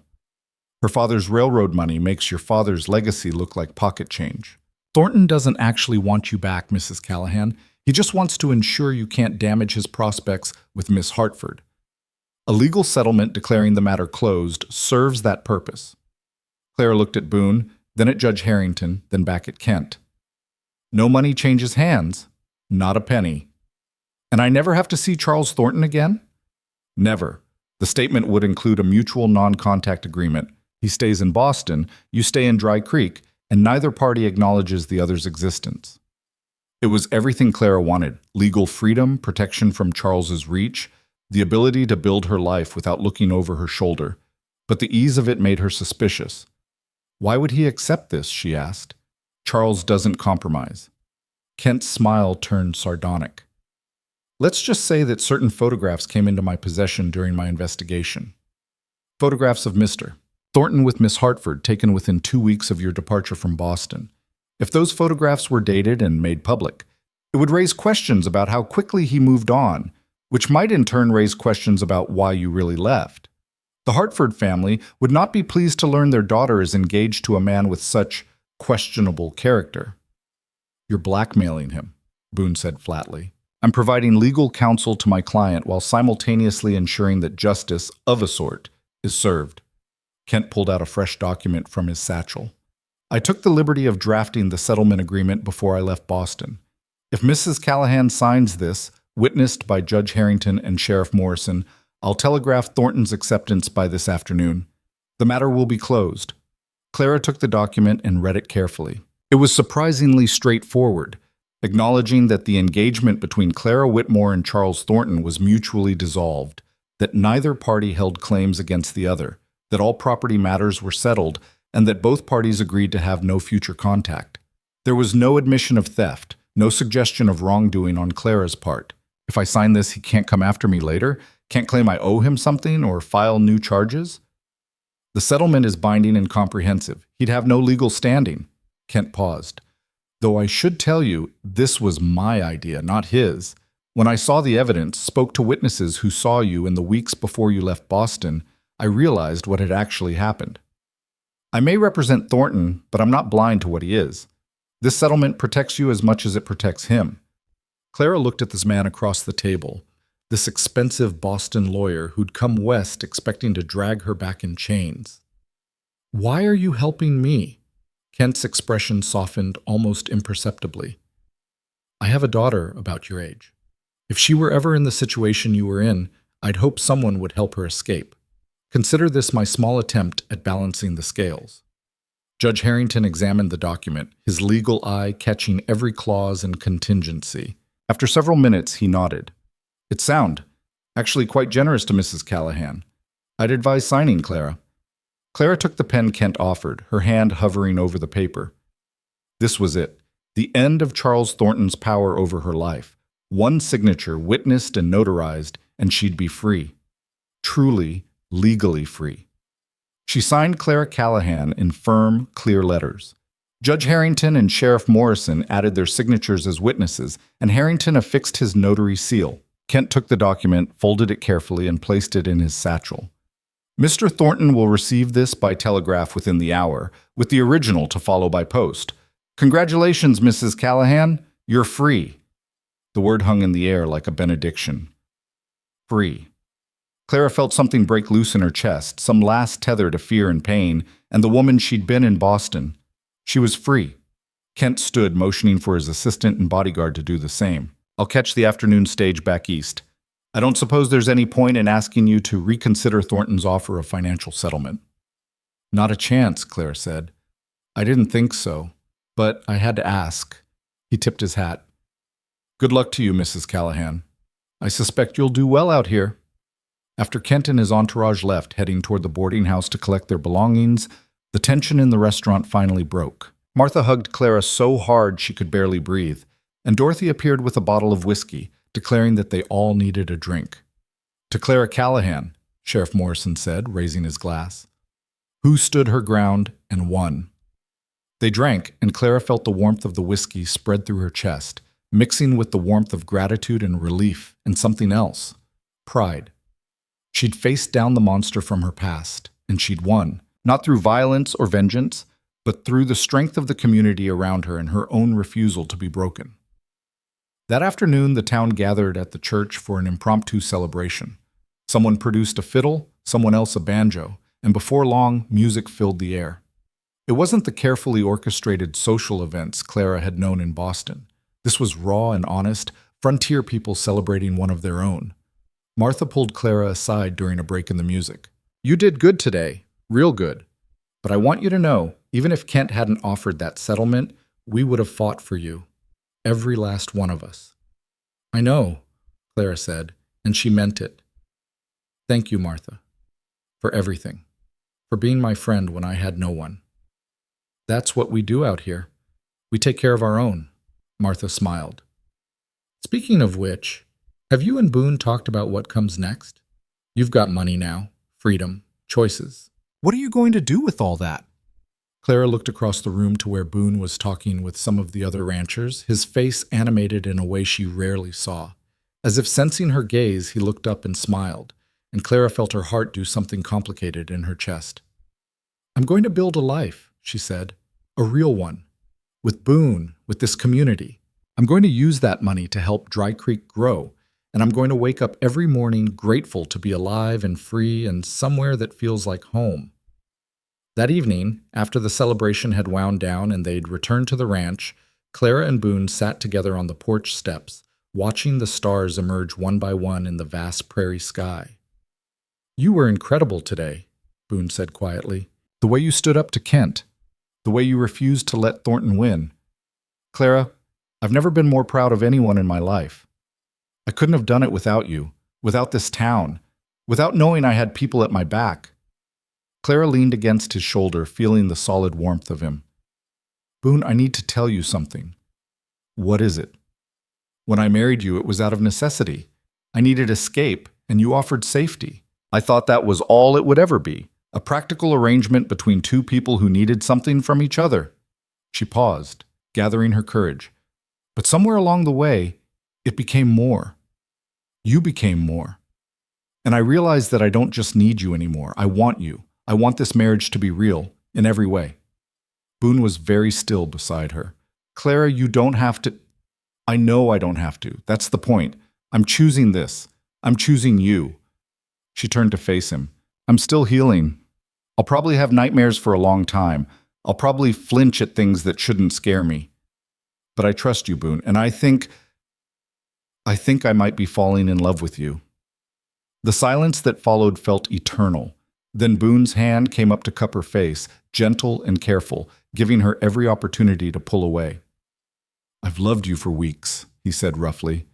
Didn't want to say it, didn't want to pressure you. But watching you today, seeing you strong and fierce and absolutely refusing to be broken, Clara, I've never loved anyone the way I love you. When he kissed her, it was nothing like the chaste brush of lips at their wedding. This was real and deep and full of promise.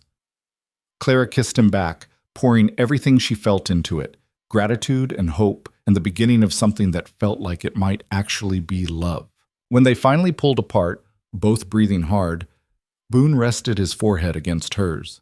We can take this as slow as you need. I meant what I said. I'll wait as long as it takes. I don't want to wait, Clara whispered. I've spent too much of my life being afraid. I want to live, Boone. Really live. With you. That night, for the first time since their wedding, Clara didn't lock her door.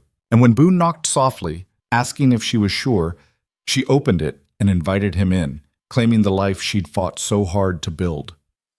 The next morning, Clara woke wrapped in Boone's arms, sunlight streaming through the window, and felt a peace she'd never known was possible. Outside, she could hear the sounds of the ranch coming to life, chickens clucking, the milk cow lowing, the wind whispering through the prairie grass. This was her life now, her choice, her home. Over the following weeks, Clara threw herself into building the future she'd envisioned. She and Boone met with contractors about expanding the ranch house, talked to builders about constructing a schoolhouse for Dry Creek, consulted with Dorothy Chen about what equipment a proper clinic would need. The town transformed around them. With Clara's investment and the community's labor, the schoolhouse rose from the prairie, a solid building with real desks and a bell tower, ready for the teacher they'd hired from back east.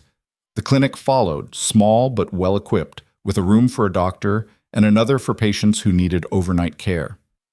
Clara also quietly paid off the debts of 3 families who were struggling, bought new equipment for the church, and funded a community well that would serve the growing town. She did it all discreetly, through Sheriff Morrison and Judge Harrington wanting to help without making a show of charity. You're going to give away all that money if you're not careful, Boone warned one evening as they reviewed the ledgers together. Money can always be earned again, Clara replied. But this, building something that lasts, helping people who need it, this matters. 3 months after the confrontation with Kent, a letter arrived from Boston. Clara's hands shook as she opened it, fearing some new threat from Charles. But the letter was from Kent himself, brief and professional. Mrs. Callahan, it read, I thought you should know that Charles Thornton married Emily Hartford last month. The ceremony was quite lavish by all accounts. More importantly, I've heard through my network that Miss Hartford's father had Mr. Thornton sign an extensive prenuptial agreement limiting his access to the Hartford fortune. It seems the railroad magnate is shrewder than Thornton anticipated. I like to think perhaps our settlement prompted certain questions that led to this protection for Miss Hartford. In any case, I thought you'd want to know that Thornton is well and truly occupied with his new life.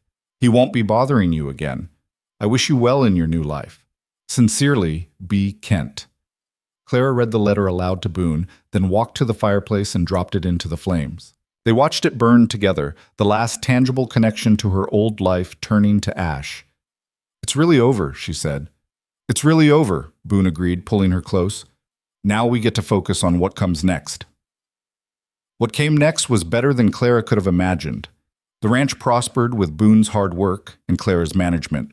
They hired 2 ranch hands, young men from town who needed work, and the additional help meant Boone could spend more time actually enjoying the land he'd built rather than just working himself into exhaustion maintaining it. Clara's garden flourished, providing vegetables not just for their household, but for several families in town.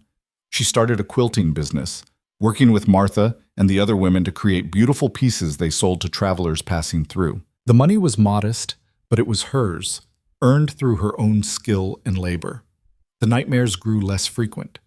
Clara still had moments of panic, still flinched at unexpected sounds or movements, but Boone was always there, patient and steady, giving her the space to heal at her own pace while making it clear she was safe, loved, valued.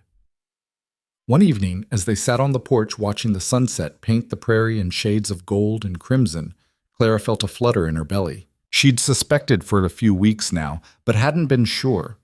Now, feeling that unmistakable movement, she knew. Boone, she said quietly, taking his hand and placing it on her stomach. We're going to have a baby. His eyes went wide, then filled with a joy so pure it took Clara's breath away. A baby? Clara, are you sure? I'm sure. Probably due in late winter. Boone pulled her into his arms, holding her like she was the most precious thing in the world. A family. We're going to be a family. We already are a family, Clara corrected gently. But yes, we're expanding. That night, lying in bed with Boone's hand resting protectively on her belly, Clara thought about how far she'd come. 2 years ago, she'd been fleeing in terror, convinced she'd never feel safe again. A year ago, she'd been a stranger in a strange land, married to a man she barely knew, too afraid to hope for anything beyond survival. Now she was Clara Callahan, wife and expectant mother, landowner, and businesswoman, a pillar of a community that had claimed her as one of their own. She had friends who would fight for her, a husband who loved her, and a future that stretched out bright and limitless before her. The woman who'd arrived in Dry Creek broken and terrified was gone. In her place stood someone stronger, someone who'd learned that true courage wasn't about never being afraid. It was about being afraid and moving forward anyway. Clara Callahan had run from the darkness, but she'd found so much more than just escape. She'd found herself, found her strength, found a love she'd never dared to dream was possible. And as she drifted off to sleep, safe in her husband's arms, Clara smiled at the knowledge that the best parts of her story were still ahead, waiting to be written on the vast canvas of the frontier she'd learned to call home. Winter arrived early that year, sweeping across the prairie with a fury that reminded Clara why the frontier demanded respect. The first snow came in mid-November, just as her pregnancy was beginning to show beneath her dresses. Martha Morrison had taken one look at Clara's expanding waistline and immediately mobilized the women of Dry Creek into action. You'll need baby clothes, blankets, a cradle, Martha had declared, already mentally organizing a quilting bee, and someone needs to be with you when the time comes. Dorothy's delivered half the babies in this territory. She'll know what to do. Clara had protested that it was too early to fuss, that she had months yet before the baby arrived. But the women had ignored her objections, gathering at the ranch every Thursday afternoon to sew and knit and prepare for the newest member of their community. Clara found herself surrounded by more support than she'd ever known, these frontier women treating her pregnancy as if it were a communal event requiring everyone's participation. Boone had transformed the second bedroom into a nursery, building a cradle from oak with his own hands, sanding it smooth so no rough edge could harm tender skin. Clara would find him there sometimes in the evenings, just standing and looking at the small bed, his expression a mixture of wonder and terror. "What if I'm not good at this?" he'd asked one night, his vulnerability showing through the cracks in his usual stoic demeanor. "What if I don't know how to be a father?" Clara had taken his hand and placed it on her belly, where their child moved and kicked with increasing vigor. "Then we'll learn together. Neither of us knows what we're doing, Boone, but we'll figure it out the same way we figured out everything else, one day at a time." The ranch prospered, even as the weather turned harsh. The hired hands, Jake and Thomas, proved their worth repeatedly, handling the cattle and the endless winter chores with competence and good humor. The expanded herd had survived the first frost well, and Boone's careful planning meant they had enough hay stored to see the animals through even a severe winter. Clara managed the household with increasing efficiency, though her growing belly made some tasks challenging. She'd learned to bake bread that could feed half a dozen men, to preserve vegetables so they'd last through the lean months, to stretch supplies when the weather made trips to town impossible. The skills she'd developed over the past year had transformed her from a frightened city woman into someone capable of thriving in the harsh reality of frontier life. December brought a blizzard that lasted 3 days, trapping them all inside while the wind howled and snow piled against the windows.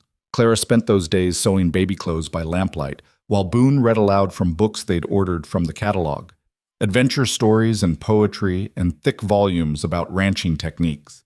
It was during one of those storm-bound evenings that Clara felt the baby kick especially hard, and she'd laughed at the sensation. "Already strong," Boone had said, his hand on her belly feeling the movement. "Takes after the mother."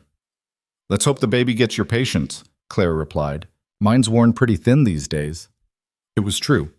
Pregnancy had made her irritable in ways she'd never experienced, prone to tears over trivial things and frustration at her own physical limitations.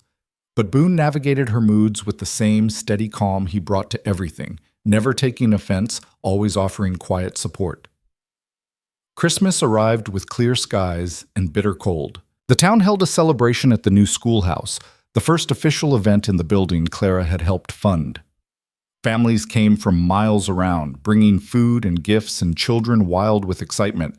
Clara wore her best dress, let out at the seams to accommodate her pregnancy, and accepted congratulations from neighbors who'd become friends. The school teacher, Miss Sarah Brennan, had arrived from Philadelphia 2 months earlier and had immediately set about educating the 23 children who attended classes. She was young, barely 25, but fierce in her dedication to learning. Clara had taken an immediate liking to her. "Mrs. Callahan," Sarah said, pulling Clara aside during the celebration, "I wanted to thank you again for making this possible. Back east, I taught in a cramped room with 40 students and no supplies. Here, I have space, books, proper desks. It's everything I dreamed of." "The town needed a school," Clara replied, "and the children needed you. I just helped make the connection." "It's more than that. You've given these children a future. Some of them are so bright, Clara. With proper education, they could be anything: teachers, doctors, lawyers. You've opened doors that would have stayed closed otherwise." Clara watched the children playing, their laughter echoing through the schoolhouse, and felt a deep satisfaction. This was what the money should be used for, not frivolous things, but investments in the future, in lives that could be changed through opportunity and education. The celebration continued late into the evening, with music and dancing and enough food to feed an army. Boone danced with Clara despite her protests that she was too ungainly, guiding her carefully through the steps while other couples swirled around them. "Happy?" he asked, his gray eyes warm in the lamplight. "Happier than I ever thought possible," Clara admitted. "Sometimes I wake up and can't believe this is my life, that I get to have this, you, the ranch, the baby coming, all of it." "You deserve every bit of it," Boone said firmly. "You fought for this, Clara. You earned it." As winter deepened, Clara's pregnancy progressed. By January, She was large enough that moving around required effort, and simple tasks like putting on her shoes became challenges. Martha had taken to visiting twice a week, bringing supplies and checking on Clara's condition with the practiced eye of a woman who'd delivered her own 3 children and helped with countless others. "Baby's sitting right," Martha announced after one such examination. "Probably another month, maybe 6 weeks. You feeling all right otherwise?" "Tired," Clara admitted, "and my back aches constantly, but otherwise, yes." "That's normal. Just take it easy, don't lift anything heavy, and call for me the minute your pains start. Dorothy and I will come right away." The thought of giving birth terrified Clara in ways she rarely admitted, even to Boone. She'd heard the stories: women who died in childbirth, babies who didn't survive, complications that turned routine deliveries into tragedies. Out here, miles from any real doctor, dependent on the knowledge of women who'd learned by doing, there was a very real danger. But there was also no choice. The baby would come whether Clara was ready or not, and she'd have to face whatever happened with the same courage she'd found when facing down Bradford Kent and claiming her freedom. It was a Tuesday evening in late January when Clara felt the first real contraction. She'd been having what Martha called practice pains for weeks, sporadic tightening that came and went without pattern. But this was different, sharp and insistent, radiating from her back around to her belly in a wave that took her breath away. "Boone," she called out, trying to keep the panic from her voice. "I think it's time." Boone had Jake riding to town for Martha and Dorothy within minutes, while he helped Clara to the bedroom they'd prepared for the birth. He'd laid in extra linens, boiled water according to Martha's instructions, gathered every supply the women had told him would be needed. "You're doing great," he kept saying, though his face was pale and his hands shook slightly as he helped Clara out of her dress and into a loose nightgown. "Martha will be here soon. Everything's going to be fine." The pains came closer together, each one stronger than the last. Clara gripped Boone's hand hard enough to leave marks, breathing through the contractions the way Martha had taught her. Time became fluid and strange. Minutes felt like hours. Hours felt like minutes. And through it all, the pain built in waves that threatened to drown her.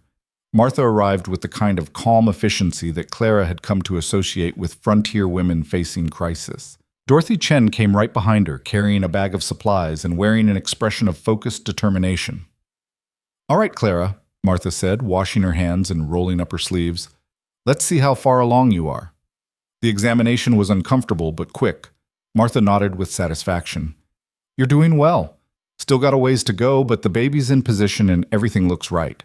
What followed were hours of pain unlike anything Clara had experienced. She'd thought she knew suffering. Charles's fists had taught her about physical agony, but labor was something else entirely. It was her own body betraying her, contracting and pushing and demanding she surrender to a process she couldn't control. Boone stayed with her despite Martha's suggestion that he might be more comfortable waiting elsewhere. He held Clara's hand, wiped her forehead with cool cloths, murmured encouragement when she was certain she couldn't go on. "I can't do this," Clara gasped during one particularly brutal contraction. "It's too much, I can't." "Yes, you can," Boone said firmly. "You're the strongest person I know, Clara. You survived Charles Thornton. You survived running halfway across the country alone. You survived building a new life from nothing. You can survive this." "That's right," Martha added from her position at the foot of the bed. "You're doing beautifully, dear. Just keep breathing. Keep pushing when I tell you to. Your baby's almost here." Dawn was breaking over the prairie when Clara felt the overwhelming urge to push. Martha guided her through it, Dorothy supporting her back, Boone gripping her hand so hard their bones ground together. "One more," Martha urged. "One more big push, Clara. Come on now." Clara gathered every ounce of strength she had left and pushed with everything in her. There was a moment of searing pain, a sense of something giving way, and then suddenly the pressure was gone, and a thin, indignant wail filled the room. "It's a girl," Martha announced, her face breaking into a huge smile. "A beautiful, healthy girl." Clara collapsed back against the pillows, exhausted and exhilarated and overwhelmed. Dorothy was cleaning the baby, wrapping her in soft blankets, and then suddenly there was a small, warm weight being placed in Clara's arms. She looked down at her daughter and felt her entire world shift and reform around this tiny person.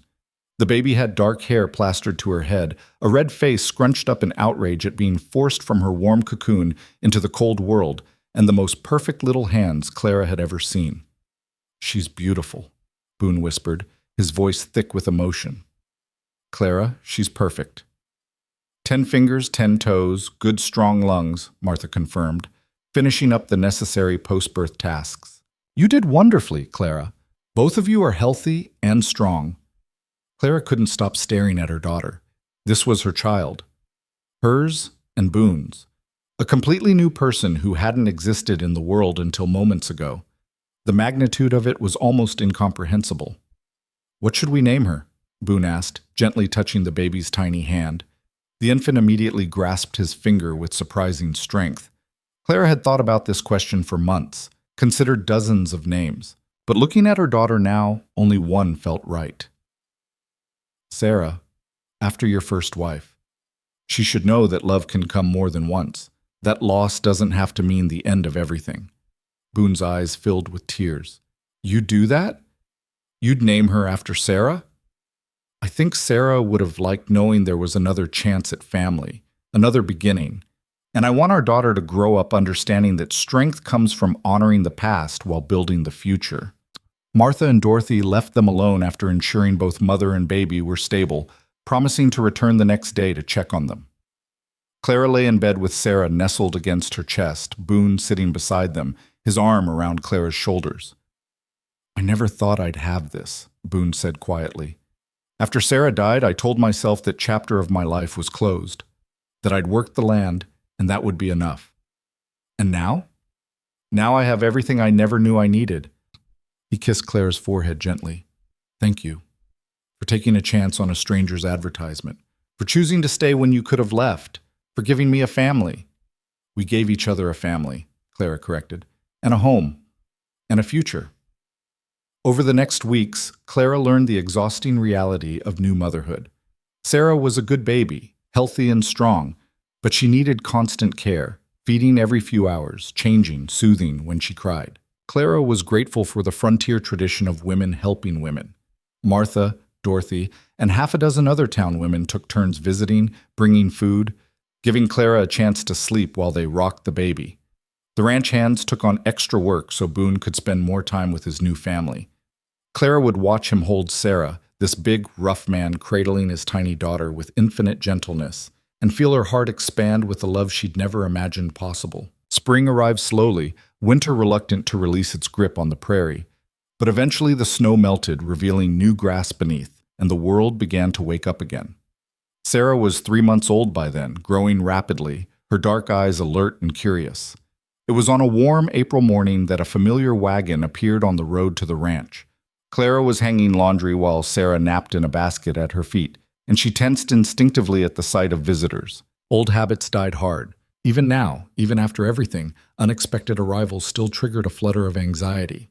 But as the wagon drew closer, Clara recognized the driver, Sheriff Morrison, with Martha beside him, and in the back of the wagon, another woman Clara didn't recognize. "Morning, Clara," Martha called out as they pulled up to the house. "We brought someone who wanted to meet you." The stranger climbed down from the wagon with Martha's help. She was young, maybe 22 or 23, with dark hair and a face that showed evidence of recent bruising, yellowing marks along her jaw, the fading shadow of a black eye. Clara felt her stomach clench with recognition. She knew that look. She'd worn it herself.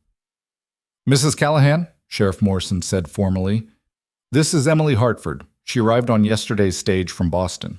Emily Hartford, Charles Thornton's new wife. Clara stared at the young woman, trying to process what this meant. Had Charles sent her? Was this some new scheme? But then Emily spoke, her voice shaking but determined. "Mrs. Callahan, I know I have no right to ask anything of you, but I need help. I need to know how you did it, how you escaped him." Clara looked at Martha, who nodded encouragingly. She looked at Emily's bruised face, the way the young woman held herself, arms wrapped protectively around her middle, shoulders hunched as if expecting a blow. She looked at Sarah sleeping peacefully in her basket, innocent and untouched by the violence that had marked both Clara and Emily's lives. "Come inside," Clara said quietly. "We need to talk." In the kitchen, over coffee that Emily barely touched, the story came out. Charles had been charming during courtship, just as he'd been with Clara. The violence had started within weeks of the wedding. Criticism at first, then isolation from family and friends, then physical abuse that escalated with frightening speed. "My father forced him to sign a prenuptial agreement," Emily said, her voice hollow. Charles hated that. Hated that he couldn't access the railroad money directly. He takes it out on me. Says I'm worthless except for my father's fortune. Says I'm lucky he married me at all. Clara listened with a growing sense of fury. Charles hadn't changed. He'd never change. He'd simply found a new victim, a new woman to control and destroy. "What made you leave?" Clara asked. Emily's hand moved to her stomach, and Clara understood immediately. "I'm pregnant. 3 months along. And I realized I can't let him do to my child what he's done to me. I can't raise a baby in that house with that man. So I left. Like you did." "Does he know you're here?" "No. I told everyone I was visiting my aunt in Philadelphia. I have maybe a week before he starts asking questions." Emily looked at Clara with desperate hope. "Your lawyer, Mr. Kent, he helped me find you. He said you'd understand. He said you might know what to do." Clara felt something shift inside her, some final piece of her own healing clicking into place. She'd run from Charles and built a new life, but she'd always carried a small seed of guilt about Emily. She'd known Charles would find another victim, and she'd done nothing to warn anyone. Now Emily was here asking for the help Clara wished someone had offered her. "You can't go back," Clara said firmly. "You know that, right? If you go back now, he'll make sure you can never leave again." "I know, but I have nowhere to go. My father believed Charles's stories, thinks I'm difficult and ungrateful. My friends all abandoned me. Charles made sure of that. I have no money of my own, no skills, nothing." Clara looked at Martha, who was already nodding. "We'll help," Martha said. "We've done it before." "You have?" Emily looked shocked. "You're not the first woman to show up in Dry Creek running from a bad situation," Sheriff Morrison said. "We've got a network.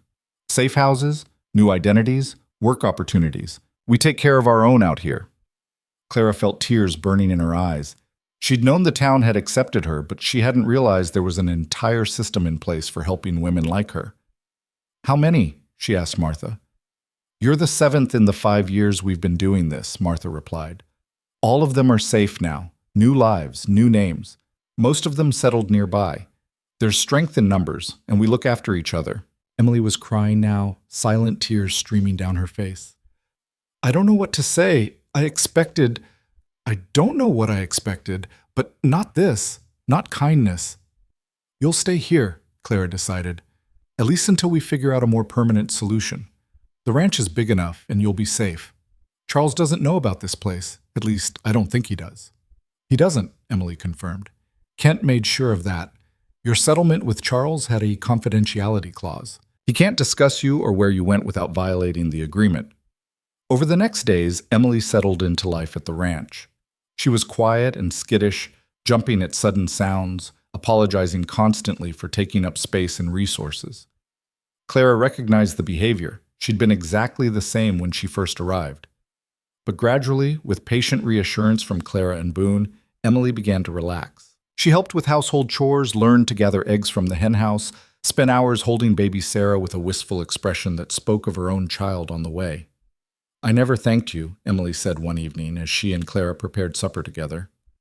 Boone was out with the ranch hands, and Sarah was sleeping peacefully in her cradle. "For what?" "For leaving him. If you hadn't run, if you hadn't stood up to him, I might never have known it was possible. Kent showed me the settlement documents, explained what you'd done. You proved that Charles Thornton wasn't invincible. That gave me courage I didn't know I had."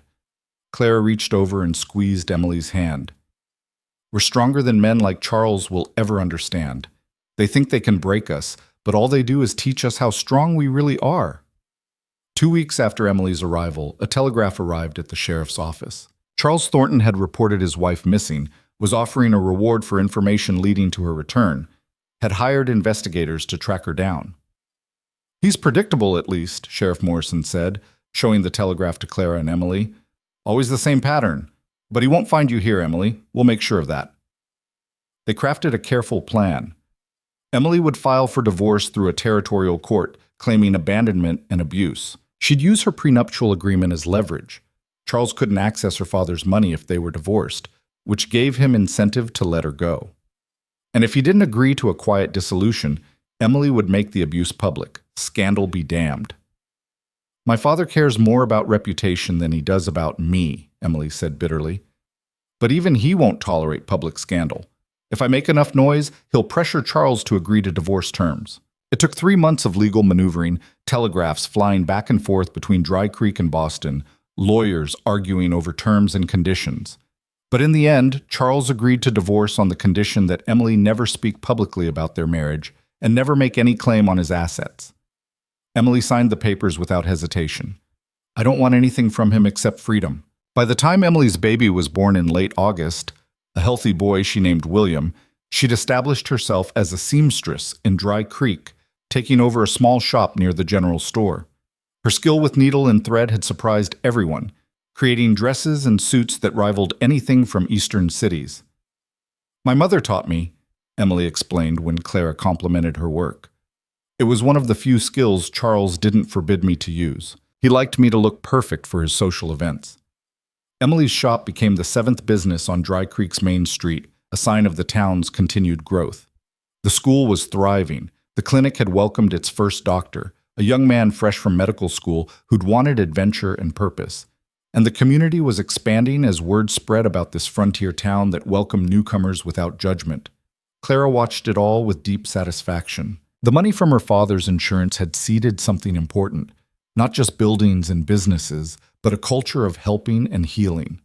Dry Creek had become a place where broken people could rebuild, where the past didn't have to define the future. Sarah's first birthday celebration in February brought together what seemed like the entire territory. The Callahan Ranch had grown to 300 acres now. The herd had doubled, and they'd built additions to the house to accommodate their expanding family. Clara was pregnant again, due in summer, and this time she approached the prospect with excitement rather than fear. Boone had become a respected figure in the territory, known for his fairness and integrity. Other ranchers sought his advice, territorial representatives consulted him on land management issues, and he'd been elected to the newly formed town council. But his greatest joy remained his family, Clara, Sarah, and the child growing inside Clara's belly. "Sometimes I still can't believe this is real," Clara said one evening as they sat on the porch watching Sarah toddle around the yard under the watchful eye of Jake's wife, Anne. The young ranch hand had married the previous fall, and his wife had become another close friend to Clara. "Believe it," Boone replied, his hand resting on Clara's expanding belly.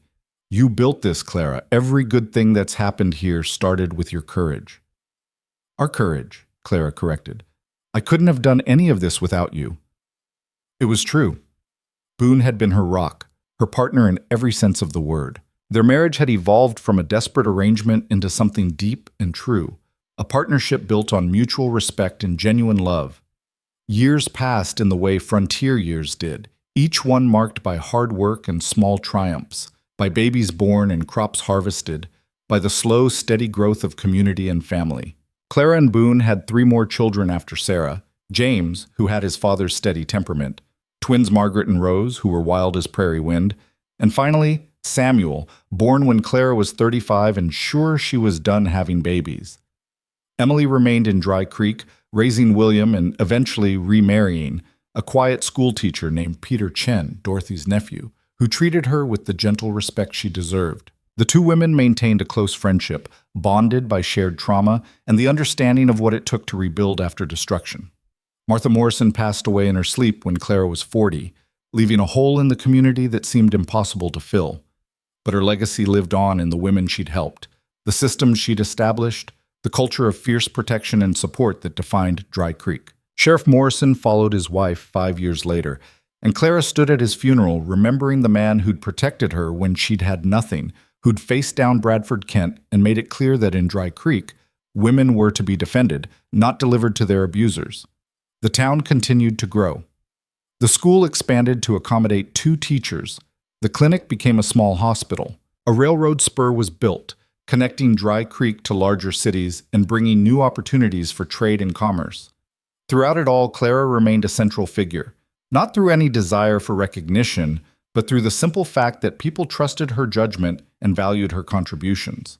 She served on the school board, helped establish a lending library, created a fund to help new families get established in the territory. The money from her inheritance had long since been spent or invested in the community, but her wealth now came from the ranch and from the respect she'd earned. It was on a warm spring day, when Clara was 62 years old, that she sat on her porch and truly took stock of her life. Boone was beside her, gray-haired and weathered, but still strong, still steady. Their children were grown. Sarah ran the general store with her husband. James managed half the ranch. The twins had both become teachers, and Samuel was studying law in Denver. "You know what I realized?" Clara said to Boone, watching the sun set over the prairie she'd come to love. "I've lived more years here than I lived in Boston. This is who I am now. Not Clara Whitmore, who ran from Charles Thornton, just Clara Callahan, who built a life." "Best life I could have imagined," Boone replied, taking her hand. His grip was still firm, though arthritis had begun to claim his fingers. "Thank you for saying yes to a stranger's advertisement all those years ago. Thank you for offering me a chance when I had nothing." That evening, as they prepared for bed, Claire caught sight of herself in the mirror. Her hair was silver now, her face lined with the evidence of 62 years of living, laughter lines around her eyes, the mark of sun and wind on her skin. She looked nothing like the frightened young woman who'd arrived in Dry Creek with bruises and terror. She looked like a woman who'd survived, who'd thrived, who'd built something that would outlast her. The nightmares had stopped years ago. Occasionally, Clara would still have a moment of old fear, a shadow moving unexpectedly, a voice raised in anger, but those moments passed quickly now, replaced by the absolute certainty that she was safe, loved, and home. Charles Thornton had died 10 years earlier. Clara had learned about it from a brief newspaper notice Emily had shown her. Heart failure, the article said. He'd been 63, still wealthy, still powerful, still completely unaware of the lives he'd damaged and the women who'd survived him.